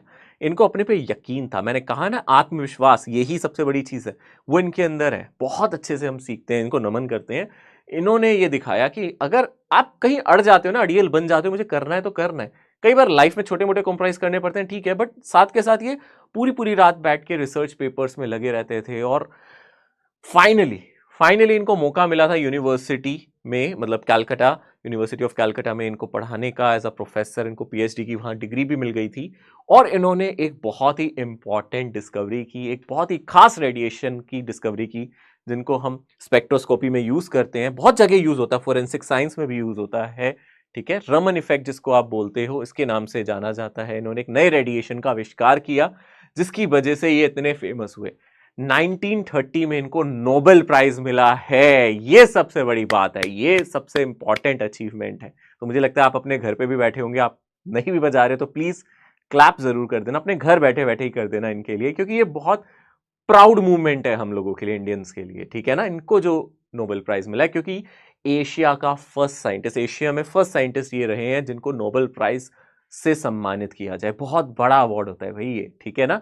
तो फिजिक्स की या साइंस की फील्ड में नोबेल प्राइज इनको मिला 1930 में। उसके बाद भी इन्होंने बहुत ज्यादा डेवलपमेंट की है। आप जानते हो इनके रिसर्च इंस्टीट्यूट्स के बारे में, बैंगलोर में भी काफी फेमस इनका रिसर्च इंस्टीट्यूट है, आप सर्च कर सकते हैं इनके नाम पे। तो डेफिनेटली इनका कंट्रीब्यूशन बहुत अच्छा रहा। बट हमें इनसे सीखने को क्या मिलता है? हमें सीखने को मिलता है, देखो ये होगा, आप लोग भी प्रैक्टिस कर रहे हो नीट की, काफी ड्रॉपर्स हैं, कई बार आपको ऐसा लगता होगा यार लाइफ बर्बाद हो गई, वेस्ट हो गई, लगता है, ऐसा फील होता है कभी कि नहीं हो पाया। बट ये देखो ना, इनकी लाइफ में भी तो ये कॉम्प्रोमाइज इन्होंने की है ना। ये दूसरी बार मेडिकल एग्जामिन जब हुए थे तो इन्होंने पास कर दिया था, हालांकि मैंने बताया नहीं, बट याद रखना दोबारा से जब इतना प्रमोट हो रहे थे तो फिर वो मेडिकल एग्जाम्स इतने मायने भी नहीं रखते थे, यानी कि वो इनको सिर्फ दबाने की कोशिश थी। बाद में तो ये निखर के जब बाहर आए ना, तो अलग ही बात थी। तो कहने का मतलब है, लाइफ में ये छोटे मोटे कॉम्प्रोमाइजेस कभी कभी आते हैं, उनसे डरना नहीं चाहिए, अपने सपनों को छोड़ना नहीं चाहिए, पीछे लगे रहना चाहिए, मेहनत करते रहना चाहिए। कभी ना कभी तो खुदा सुनेगा ना कभी तो हमारी उस दर पे सुनवाई होगी ना, तो कभी तो हमें हमारी मंजिल मिलेगी ना। सो इनको इनकी मंजिल मिली, आपको भी आपकी मंजिल मिलेगी। इन्हीं की तरह एक दृढ़, एक तरीके से एक अच्छा निश्चय करके आगे बढ़े, घबराए ना। जैसे कि मैं हमेशा कहता हूं, अपने पे, अपनी काबिलियत पे आत्मविश्वास, इन सभी को आगे लेके बढ़ते रहे, प्रगति करते रहे। रुकना नहीं है, झुकना नहीं है, आगे बढ़ते रहना है, ठीक है। सो यहां पे आप लोगों को मैं बता देता हूं, आप लोग घर से क्या कर सकते हैं। होमवर्क में आप लोग डीपीपी सॉल्व करें, डीपीपी एक्सरसाइज अगर आप सॉल्व करें, बहुत अच्छी चीज है होमवर्क में। प्लस आप मॉड्यूल की एक्सरसाइज नंबर 1, जैसा कि मैंने कहा था, आप स्टार्ट कर चुके हैं, उसे करें। जिसके पास नहीं है मॉड्यूल, वो डीपीपी सॉल्व करें, ठीक है। सो यहीं तक था आज का ये सेशन। अब मैं आप लोगों से फिर से मिलूंगा नेक्स्ट लेक्चर में, तब तक के लिए take care, bye bye, see you soon, bye bye.